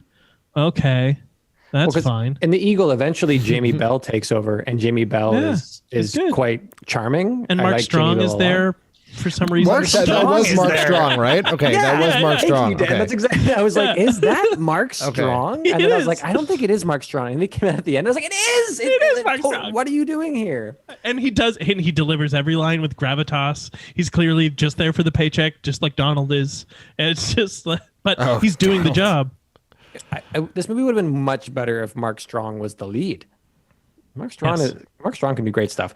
I could buy Mark Strong as the lead of this movie. Yeah. Right? Thank you. Yeah, phenomenal. With his like serious gravelly voice, just being like, "Wake the men." And his American accent. Yeah, there it is. Invaders. Yep. What's your Donald Sutherland thoughts for us, Sean? Oh, Donnie S was Canadian. Gotta love him. He was still in his motel room on the phone doing this performance for this film. The one that stuck out most. Oh, knocked my microphone. When they're all at the arena, and they're watching the like theater, and then they're watching the combat, and he keeps having these 80-yard like reaction lines that toss in over top, and one is just, "Oh, there's bravery. He's going to give himself his death." And that is how he delivered it. Like, and what's the one at the ending where he's like, "Well, that was unexpected." Yeah, he was there to just collect a paycheck in between Hunger Games films and go home. I think when they first sit down, he literally just turns to Channing Tatum and he's like, "Fun." Yes. And it's 80-yard, I'm pretty sure, because he like turns enough that you don't really see his face. So like that whole scene there must have been bad winds or something, and so they had to bring him in to do that. And even, but like what a testament to what you can do as an actor who's been around for 100 years. The fact that even then he's still light years ahead of Channing in this movie. Yeah. Bad still, but yeah. Yeah. Bad, but like still way more interesting to watch. Yes. I find him entertaining, whereas I found Channing to be a placeholder. Mm-hmm. Mm-hmm. Yeah. Mm-hmm. Mm-hmm. Yeah. It's you just buy him. You just like believe it a bit more. Did anyone else catch though during that kind of gladiator moment that they had? Which was sad, again, how it wanted to be Gladiator. And we're like, oh, I remember a better movie watching this movie. But when Channing starts trying to fight for Jimmy Bell's life, getting him to he doesn't say life. He's like, Loff. Loff. No, turn up your thumbs. Loff. Get your thumbs up. Get your thumbs up. Loff. I don't think he says the word life once, because I think he's still putting on the pretense on his accent. Right. Yeah. Also, in that scene, are the people in the crowd supposed to know who he is, or are we just supposed to accept that this single person is going to single-handedly persuade the entire bloodthirsty mob to change their mind? You see, in the hands of a better actor, we understand through the first little bit of the film that he is brave, that he has great military just a wherewithal, and then in this scene we see that he has charisma enough to turn a crowd of people to his cause. That is what we're supposed to see, and with Channing Tatum we get none of those. We get a full diaper. That's what we get. Channing Tatum. Yeah. Loff. But Jamie Bell, great. Jamie Bell did some great stuff. Jamie Bell's great. I would have preferred if he, again, was the main character. That'd have been great. He's dope. Billy Elliot up there. Yep. I loved Consul Arius. I loved him. Aiden Ben-Hur. Yeah. Loved him. That's the guy he saves, right? The general. Yeah. Yeah, I liked him too. Whereas what's Pontius Pilate? I came to enjoy him. I came to enjoy him, sweetie. Yeah. If you want to know something about Rome, you got to live in the world that you're in, honey. He's got the chin strap beard going too. He's like, I see what you're doing. Yeah. He's just like a bit sassy. I like that. I came to enjoy him by the chariot race because I realized, like, okay, so he's really like laying into Pontius Pilate as the charlatan, as the hypocrite. You know, he's just getting in there and feeling it out. I liked it. Yeah. Emperor Tiberius, the beautiful moment where the slave doesn't quite hand him the scroll at the height that his hand already is in, and he looks at him and he's like, "Oh," and he hands him the scroll again at down where his hand is. Brilliant. You like that? I did. Okay, great. I surprisingly came to like Marcellus, the Tribune. Marsala. Marsala, sorry. Marsala, yeah. Okay, thank you. Garam Marsala, Whatever his fucking name was. Garam Masala, Yeah. He took some growing on me. In the first scene that we meet him and Judah, I was pretty convinced that he was in love with Judah. That was the most romantic scene of the entire movie. Yep. He was told to portray it like that. Really? And they said, "Don't tell Charlton." Oh, why? Because Charlton probably wouldn't like that. Why was he told to portray it like that? Because they wanted to have that kind of like these men were clearly lovers when they were growing up. No, like they have that kind of connection, right? And they wanted that to come across on screen, so they told that actor, play it as if he was the man you loved growing up, but don't tell Charlton. Wow. Oh, well, that adds a whole other layer to it. Yeah, they had to hide a lot of that from like the censors and from the studio. So there's little things in there that they layered in. Also, this is a story note, and I don't know if it's a dumb question or not, but I don't know enough about history to know. Marcella or Marcellus, whatever his name was he was a Roman who grew up in Jerusalem, or was he Jewish and then joined the Roman army? What? No, he was Roman. Yeah, and then he went back to Rome to be educated and to like start his military career, and then he came back to Judea. It was oddly similar to the Eagle in terms of like story stuff, that like it was his dad and he was going back to honor his dad's and like take over what his dad had started. Mm-hmm. Like it was again, there was a lot of mirrored stuff there. Right. And I'm kind of happy to hear you say that, Sean, though, about that like the lovers thing, because I wasn't like joking, and I mean it in a very positive way. Yeah. It's quite interesting. Both of these movies like have it goes away in Ben-Hur. It's quite throughout the Eagle, where like Jamie Bell and Channing Tatum are also like lovers in this movie. Again, I imagine people were disappointed, potentially. I just want to like guess, when they wanted to see The Gladiator remade as this movie Channing Tatum, and they got like Brokeback Mountain, and it was these guys on an epic quest together, like again, like huddling for warmth and like looking after and like really like loving each other. When Eska when he comes and he's like, we have to go now before they wake up. And he's like, I thought I lost you. And it's like, oh, okay. Yeah. Whoa. Like he's upset because he broke up with him. Yep. Like I thought we had something. Yep. And it's like, I mean this in like the most positive way. It was actually it was quite interesting and quite refreshing to see just like male love in these movies. Yeah. And just like, it fully embraced in those first couple scenes between Marcella and Ben-Hur. It is like these guys fucking love each other, and there's no coming away with that. I thought the first couple scenes were really well acted between them, but then like Charlton was doing Charlton, but at least he had an acting partner that was finding nuance in the moments and propelling the scene towards where it had to go. Yeah. As soon as he lost that actor to play against, yeah. I just want you guys to know before we move on that I love you both, and I would feed you both a raw, uncooked rat corpse if you were dying. Well, thanks, bud. Just want you to know I would do that for you, Daniel. That's really sweet. I think I would do the opposite and not give you the parasite infested rat to try and keep you alive a bit longer. But I appreciate the moss would be better. Ants.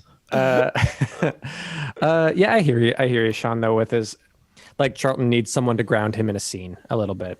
I liked Haya Hurry, the Esther. I thought she, with almost no lines to work with, I thought she did a good job of playing the stakes of the moment in a way that was like very old-fashioned Hollywood style acting, where it was just her emoting blankly while not saying anything because no one wrote a line for her. Yep. But she was really selling it in a way that it pulled me in, like it made me care more, and it made me realize that the stakes were high because she was showing me that, and not in a way that was like, she wasn't throwing herself on the floor and wailing. She was just clearly so invested in her love for him, and invested in her caring for, her family, and like she was just invested in so much. And it was just good. It was just like a good thing. I wish she had gotten to say more and be around more, doing more things. So this film won Best Picture, Best Director, Best Actor for Charlton, Best Supporting Actor for Hugh Griffith. Oh, who was the blackface character? Ooh. Best set decoration, which I guess was a category. Best cinematography, best costume design, best special effects, best film editing, best music, and best sound recording. It won 11 Academy Awards out of 12 it was nominated for. I bet it did. I mean, it deserves all of those, I would say, with the exception of Best Actor. No, Charlton does not deserve a single Charlton goddamn Heston, thing. though. But how do you praise a movie like that for all of its accomplishments and not praise the lead actor? Like, that doesn't, like, you just Lord of have the Rings. to. Again, Yeah, I bring it back to this. Yeah. Like, no one won an acting award for those films. Yeah. Andy Serkis was famously snubbed. Oh yeah, he should have gotten something, eh? Yeah, he should have. Yeah. Who other actors though? So yeah, I agree though. I liked Masala. I thought he was okay. Like I believed him. Yeah. Judah's fine. He's good in certain parts of the movie. Like Sure. I like him whenever he wasn't in Israel. I think I liked him. Yeah. I liked his performance when he was a slave and in the galleys and in Rome. He was good then, and then as soon as he gets back, he's just like running around. I know he's chewing scenery, and He's a petulant child. Yeah. yeah, The mother and sister were fine. yeah, not much to do. They did what they were asked to do. Yep. I thought the guy who played Jesus was phenomenal. Oh, blackface? The actual blackface that they gave for him? The darkened face. Where they completely blacked out his face. What were they? Were they trying to pass that off as a shadow? Is that what it was? Were they trying to say that? Yeah, I think symbolic thing. I think it's because they didn't want to offend any Christians who would not want, much like we do not show the Prophet Muhammad's face in certain things today, because you don't want to piss off certain sects within those religious bases. You think so, huh? Absolutely. It's like a creative choice that the censors would absolutely not allow the face of Jesus to be portrayed on screen. Really? Oh, yeah, because Absolutely. I'm with you, Jack. I thought it was more of just like a creative choice to, not like maintain the mystery of Jesus, but just kind of like prop him up as this. I don't know. I don't know I don't know how to articulate what the idea is. Well, there's stuff there. I thought it was more of a nod to how there's like weird stuff in religious writings and stuff that if you go into it enough, where like you can't actually how God has an angel that speaks as his voice, Metatron or whatever. That if you Metatron. Something like that. That's how God speaks through people. Yeah, speaks to because if people, you actually heard the voice of God, it would destroy you. It's too powerful. Watch Dogma.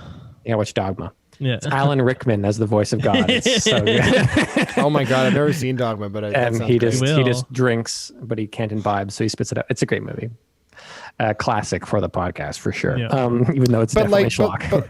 But like Jesus is not that though. Jesus, I know, isn't... but I wondered if it was that kind of vibe where it's like have you seen Hail Caesar? No. Oh, it's this movie, isn't it? Coen Brothers? Coen Brothers. Yeah, it's like, and Channing Tatum's in that. That's funny, and he's really good in that. But no, he is not. Yeah, no, he he's is really not good really good in that movie. Really he's good. Fun when he dances. But they have that whole scene with they have a rabbi, they have a priest, and they have I think they have a Catholic priest and like a Baptist priest or something, and the studios brought them in, and there's a whole scene where they're talking about the representation of Jesus in the film that they are creating. That is supposed to be Ben-Hur, but it's called something else. And Right. and I can't remember it exactly, but I think that it culminates in like, well, we have an issue with showing his face and doing that thing. So I'm pretty sure it's a censorship thing. Right. Okay. Well, then wouldn't it have made more sense to just not include his face in the fucking wide shot? Well, that's why it was it was censored after the fact. I would assume. Yeah. Yeah. Yeah. Well, What other? Is that all the actors? Any other thoughts about acting? is he doing an accent? Donald Sutherland. Oh, Donald Sutherland. Mark Strong was there. Channing was also there. That's my notes. Yeah. There were a couple of dudes in The Eagle that started off with an accent and lost it like through the movie. But then the fat politician who Channing presents the Eagle to at the end of the movie, he starts the scene with an RP accent and like 2 sentences in loses it. Shit, no. Isn't he? Isn't he like, oh boy, you've done it? Like, like, my word. Yeah. Your family's honor is restored. Yeah. The guy, the leader of the SEAL people. I don't know if we talked about him. Oh yeah. I thought he was really good. I thought he was fucking phenomenal. I thought he was And his great. son. And then the boy. The boy was nice too. But, yeah. That was a good story thing. I really like that story where you see Channing kill the boy earlier, and then later the boy is brought in, and you're like, is Channing going to kill him because he can ruin them?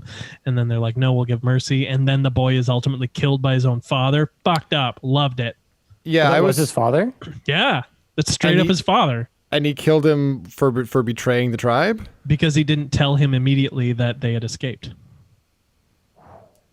Yikes. Yeah, I guess without subtitles, that scene is just like, what? I thought it was like a boy of the tribe. I didn't. No, that's his son. Well, Miranda thought that though, so clearly that was in there. That was implied. I gotta tell you, Sean, it's cool watching the movie without subtitles. I'd actually recommend it. It's the next time you watch it as your favorite movie. It's not my favorite movie. I dig it. Yeah, whatever.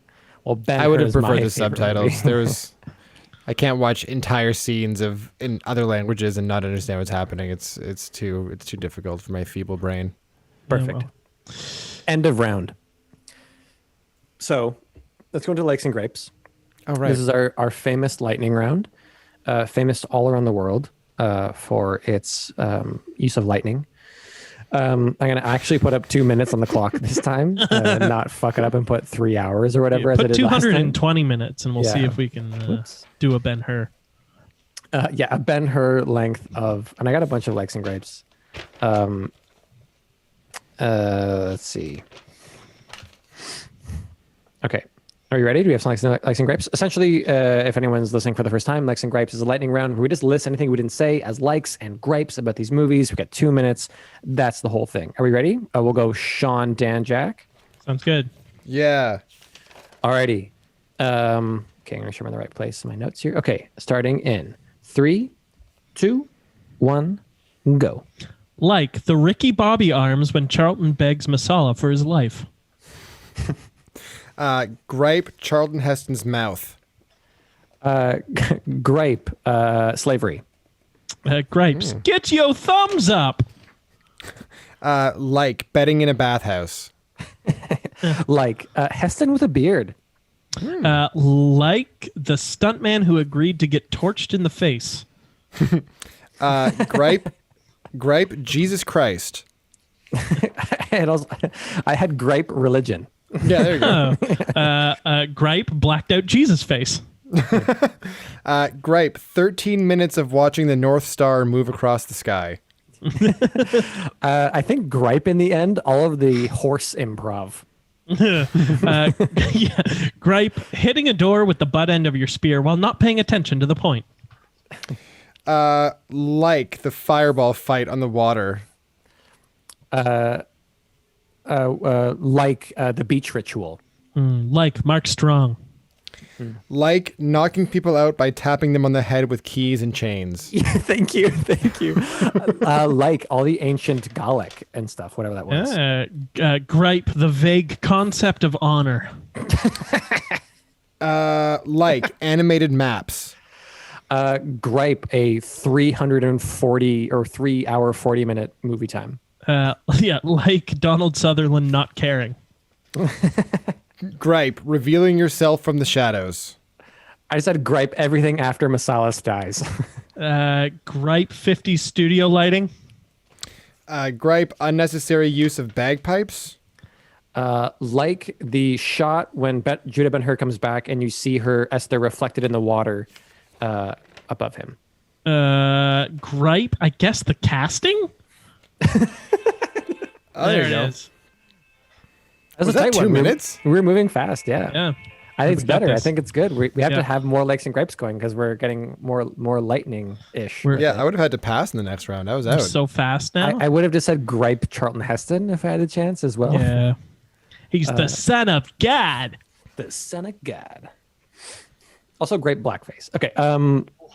So let's rate these movies and figure out which one is going to be named the Citizen Kane of the Wick. So when it comes to story good, Sean, you seem to be the outlier this week. Where would you put it? I am going firmly with the Eagle. Ooh. Dan, what do you Ben-Hur. think?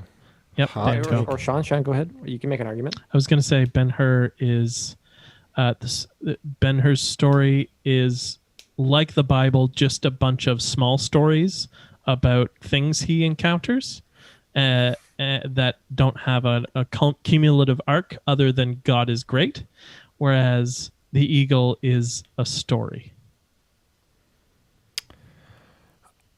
I disagree, man. I think that if you take out the last half hour of Ben-Hur, So if I ignore a lot of the movie, Yeah, that's Okay. Okay, it's stretch. all right, sure. no, because there's like the story, and then there's like the last And then there's little bit like of the story. the There's movie. there's like the other part of the story, right? Like there's like Charlton, Right. there's like Judah's main story. Yeah, there's and the then there's like post-credit sequence. well, that's kind of what it feels like, right?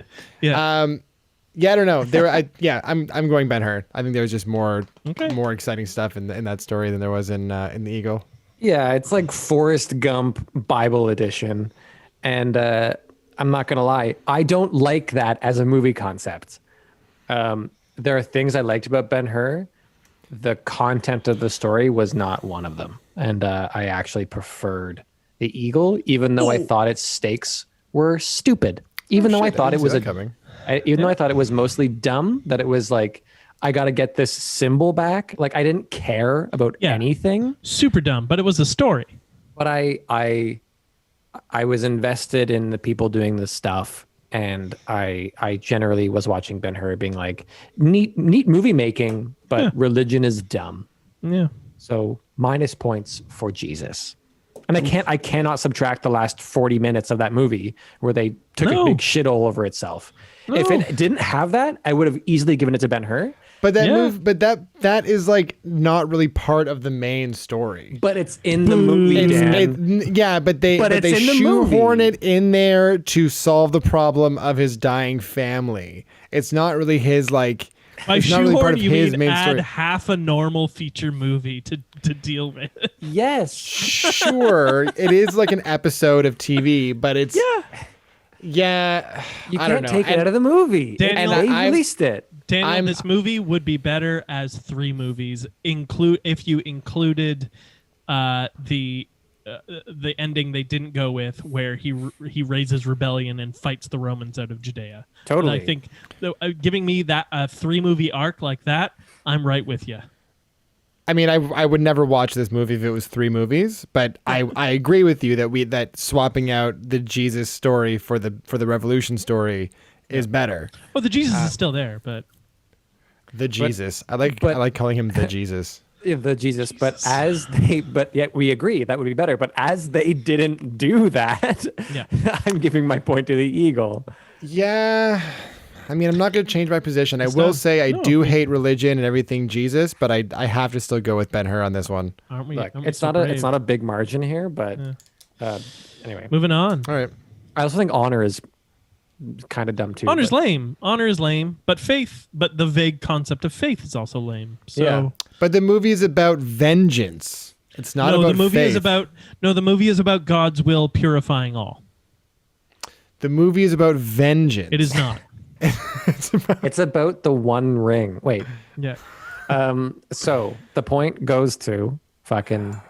Yeah. Fucking the all right. eagle. Fucking tater Okay. nuts. So moving on with the Jesus and the eagle into the second category. Fucking looks good. Did you call him tater nuts? I've been calling him tater nuts for the whole Yeah, podcast. Mr. Tater Tot. Wouldn't tater tot be a better one? No. But tater nuts is kind of funny because it doesn't make sense. I get it. Okay. Looks. Yeah, I don't know. I'm torn on this one, man. 'Cause, This one's Ben-Hur forever and a day.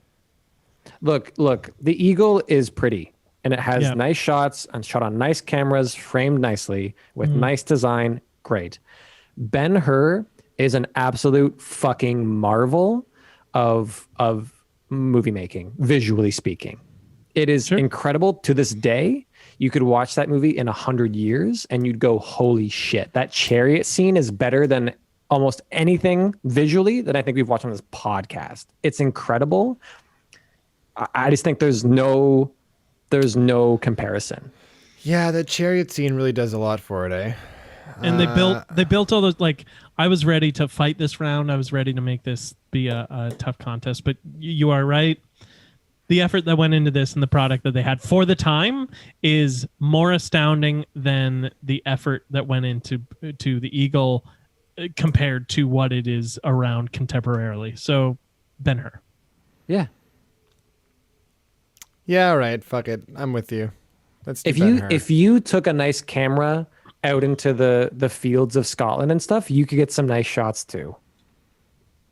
I mean, it's a little more complicated than Yeah. that, but It's not any more complicated than that. Filmmaking is really easy. It's about okay? a nice camera on a good tripod.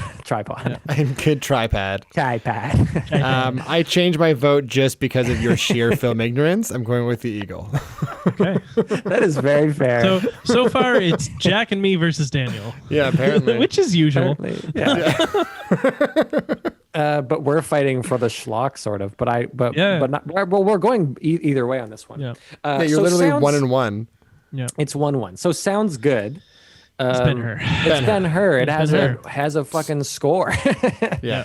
So fucking on we go. So acting.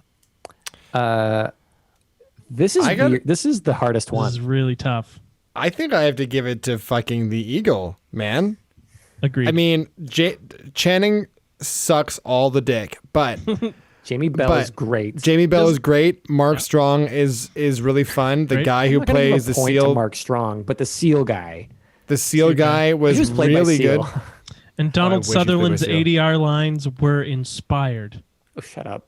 No, those things were all bad. There's a lot of bad stuff, but Ben-Hur's acting style doesn't age well. No, it's dreadful. Yeah. Quite frankly, it's the- dreadful. Yeah, it's not good. I Yeah. don't like Charlton Heston as a performer. You know, it's No. tricky that we're supposed to Really care about him, bad. and I was always like kind of like "Ugh," with him. I don't think we don't have to care about him. He's dead. He's long dead.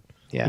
We don't have to care about him. Thank Jesus, he's dead. Woot, the Eagle. I think that's a clean sweep on acting for the Eagle against the film that won 11 Academy Awards, and I love it. Correct. I think we have to. I would also give a shout out to the guy in the Eagle who was he wasn't the old commander, but the guy who was right beneath. Oh yeah, Channing Tatum when he the first went to the acting garrison. commanding officer. Yeah, I thought that guy was good. I feel like I recognize that actor. I feel like he was in Game of Thrones or something.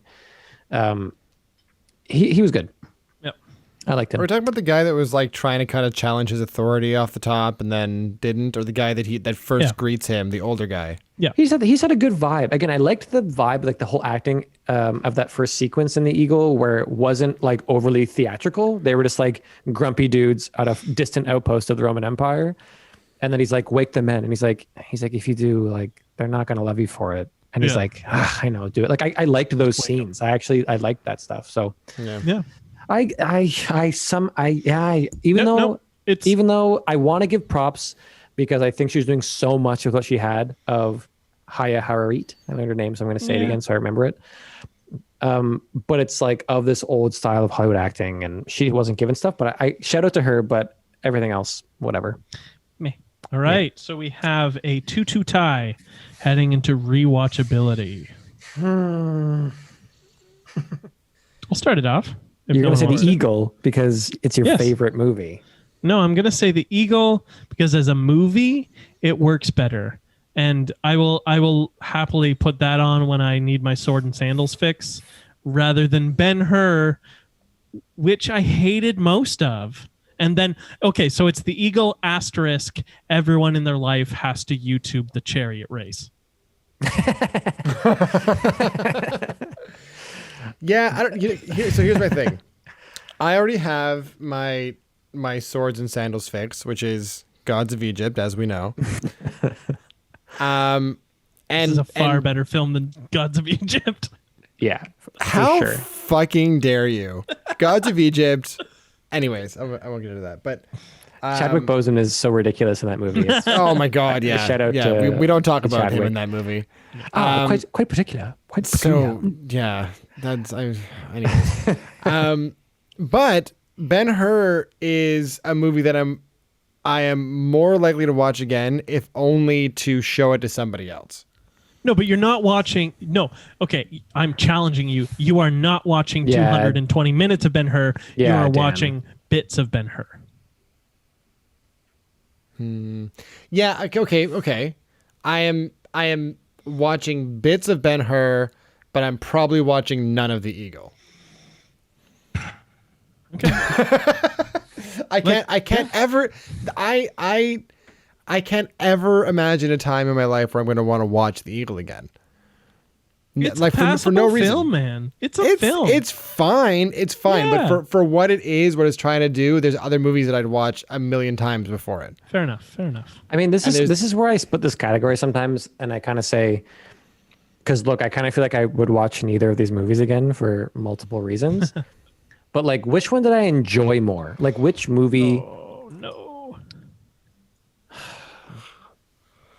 I definitely enjoyed Ben-Hur more. Oh man. Than The Eagle, 100%. The thing is, not to sound too strong in my opinion on this, the abundance of Jesus-y stuff that it went into. Again, I can't reiterate enough. If they had just not done the stages of the cross at the end of the fucking movie. That's Ben-Hur, right? I know. That's the source material. I know. Yeah. But if they just not done that, then it would be a remarkable movie, even though it has lots of chonky stuff in it. And The Eagle is just like this. I don't know, when you watch it. If I could put up a TV screen in a damp forest and then get stoned and then fall asleep watching The Eagle, that'd be like maybe an all right time. Arrange for that. Something that I've never done, by the way, but I feel like that would work. Why the damp forest? Because it's like the vibe of the movie. I guess. I want to go to like the Isle of Skye. Yeah. And I want, I'm not going to watch Ben-Hur. I'm not going to watch it. I maybe even enjoyed some of it more, but there were parts of it that I just like, I don't know. I liked I guess it was the second half of The Eagle more than the most. The stuff where they're at the tribe and Jamie Bell and yada yada. I think more. So your vote is for? I think it's for the fucking Eagle. I think I gotta give it the fucking Eagle. That's fucking silly. It is kind of silly. It is egregiously silly. But we just said that The Eagle is a better movie than Ben-Hur. I mean, we said it's the Citizen Kane of the week, is what we said, which is a thing that means nothing. That's true. Well, we haven't said it yet. But we're gonna say it Anytime now. Which means that the Citizen Kane of the week is... He's the son of God. Just loop that a few times. The Eagle.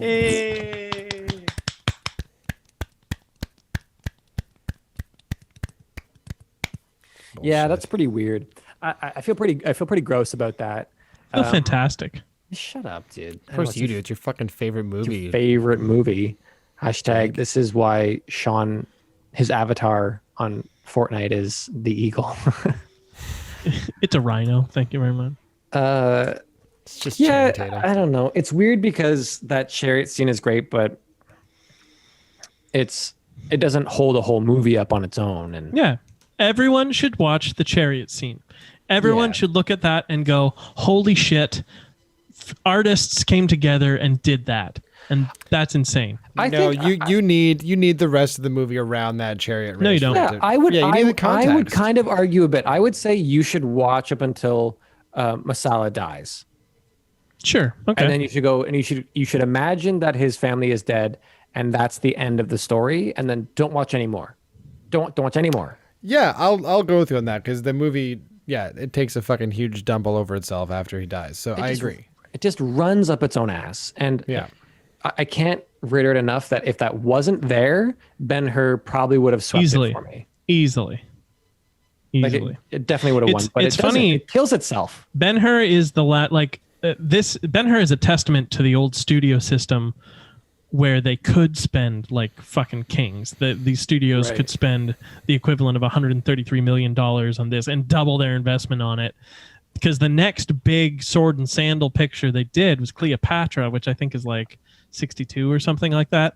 And it bombed. And they spent more money, I think, than they spent on Ben-Hur. And it tanked the studio because no one went to see it because they were done with it. We saw Ben-Hur. We've done this thing. This era is over, and Cleopatra was a failure. Damn. Yeah, Interesting though that happened, and the studio to this day, Hollywood is still repeating the same process and system for filmmaking. Obsessed with trends, right? If something is a success, Yeah. then they Yeah. will beat it into the Capitalize. ground. till it dies. Yeah, but even once it's dead, they still continue in hopes that it'll turn around. Yeah, because Right? Gladiator is 2000 and The Eagle is 2011, and there are within the 2-year times period there are 2 films about the exact same Roman legion that were made trying to copy Gladiator from 10 years earlier. Well, Yeah. they did the same thing with Noah's Ark. They redid Yeah. a version of the Noah story with Russell Crowe and Yeah. a second film, And I think Ridley the same Scott year. directing. Oh yeah. Yeah. There were those 2 Hercules films. The Rock did Yep. one, and that was adjacent to another one. Not to mention all the fucking superhero movies, which were fun. I had a fun time growing up and experiencing the Marvel MCU thing. I guess it's redundant, the MCU. I don't want any more. I want interesting movies. I want Parasite. I want fucking Midsummer. And Ben-Hur. I want and Ben-Hur. Ben-Hur. Yeah. Anyway, Well, we're just going on a little diatribe at the end of the just pod ranting. now. Shall we announce? Hiccups. Well, if you could just get that shit under wraps, could you Yeah. play Sorry. our picks for next week? Play a little- Sorry. Everyone's Yeah, dying yeah. to know. Yeah, who's our guest next week? Oh, next week we're going to be joined by my very lovely and kind of docile girlfriend, Marisa McIntyre. That's an introduction. All right. Oh wait, this is going to be a thing. Okay, I'm excited. Here we go. Uh-oh. Don't say uh-oh. Fuck off. Can you guys see this? I You can. Okay, here we go. This is Marisa McIntyre, everyone. No, you didn't click with sound. Oh, You got Oh, it. You got it. take you it got back. It. Oh. Dun, dun, dun, dun, dun, dun, dun. I'll distract the audience. Dun, dun, dun, Perfect, dun, perfect. dun, dun, dun, dun, dun, dun, dun. Ben-Hur was a long movie, and we all came here. Okay, here we go. okay, we're back. Ready? Take 2. Back to ones and action. Hello! My name is Marisa McIntyre. I'm very pleased to be joining the acclaimed Citizen Kane versus podcast through my affiliation with Senor Daniel Benoit. Senor makes him Spanish and Benoit makes him French, and he's neither, but that's okay. I'm excited because my choices are on the feminist angle. I'm gonna bring a little girls' magic to this boys' club. Bow, bow, bow. That was better than the first. That was good. That was good. Okay. Was that you? Choice numero uno. A League of Their Own. Oh, cool. Now the B movie I had a bit of trouble with because Yeah, I just happen to think all chick flicks are magic. But I think I found one starring the effervescent Amanda Bynes in She's the Man. See what I did there? Yeah, feminism, having to dress like a man, the sports, and so good. I think it's gonna be good. My dog agrees. Okay, I will see you there. Don't know how to end this. Yeah, karate chops is how you end this. Yeah, there you go. Great. There it is. I just gotta say, I'm kind of amazed. Hasn't Marissa done like literally hundreds of like self-tape auditions? Yeah. Okay, great. Yep. Fantastic. I love She's the Man. I've never seen either one of those films, so I don't think I have great. either. I'm great. red now. It's a 12th That was Night great. adaptation. yeah, but it's like a bad adaptation, right? Like it is schlocky, isn't it? In that like Easy A is a Scarlet Letter bad adaptation. Yeah. It's a great film. Was bad adaptation a word before did I just coin a word? That's yours. Ooh. That's yours now. Sick. I'm keeping that. That's a good one. Adaptation. Trademark That's Sean good. Jacqueline 2021. Wait. What? No. Sorry, I said it first. And sorry, bud. Well, thank you, Marisa, for those picks. Very excited, actually. That's going to be great. Looking forward to it. Looking forward to seeing some more movies I've never seen. I think I've seen bits of A League of Their Own for sure growing up. But yeah. Yep. Well, sweet. I think that's the end of the fucking podcast. So if you haven't already, do the things. Just click a button. Click a likey button. If you remember to name our 20s newscaster. that's the new thing that we're Yeah. leaning into. Name the newscaster. Yeah. Carrie Or, always like- take a break this week.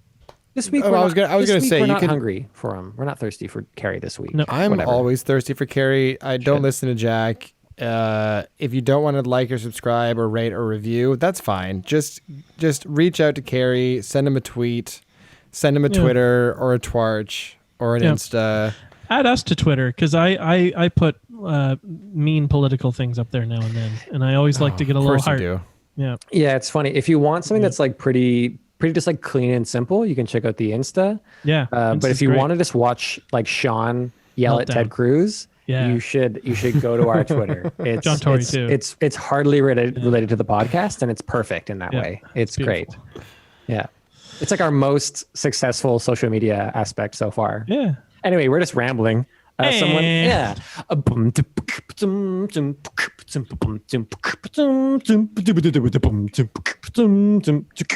Citizen Kane versus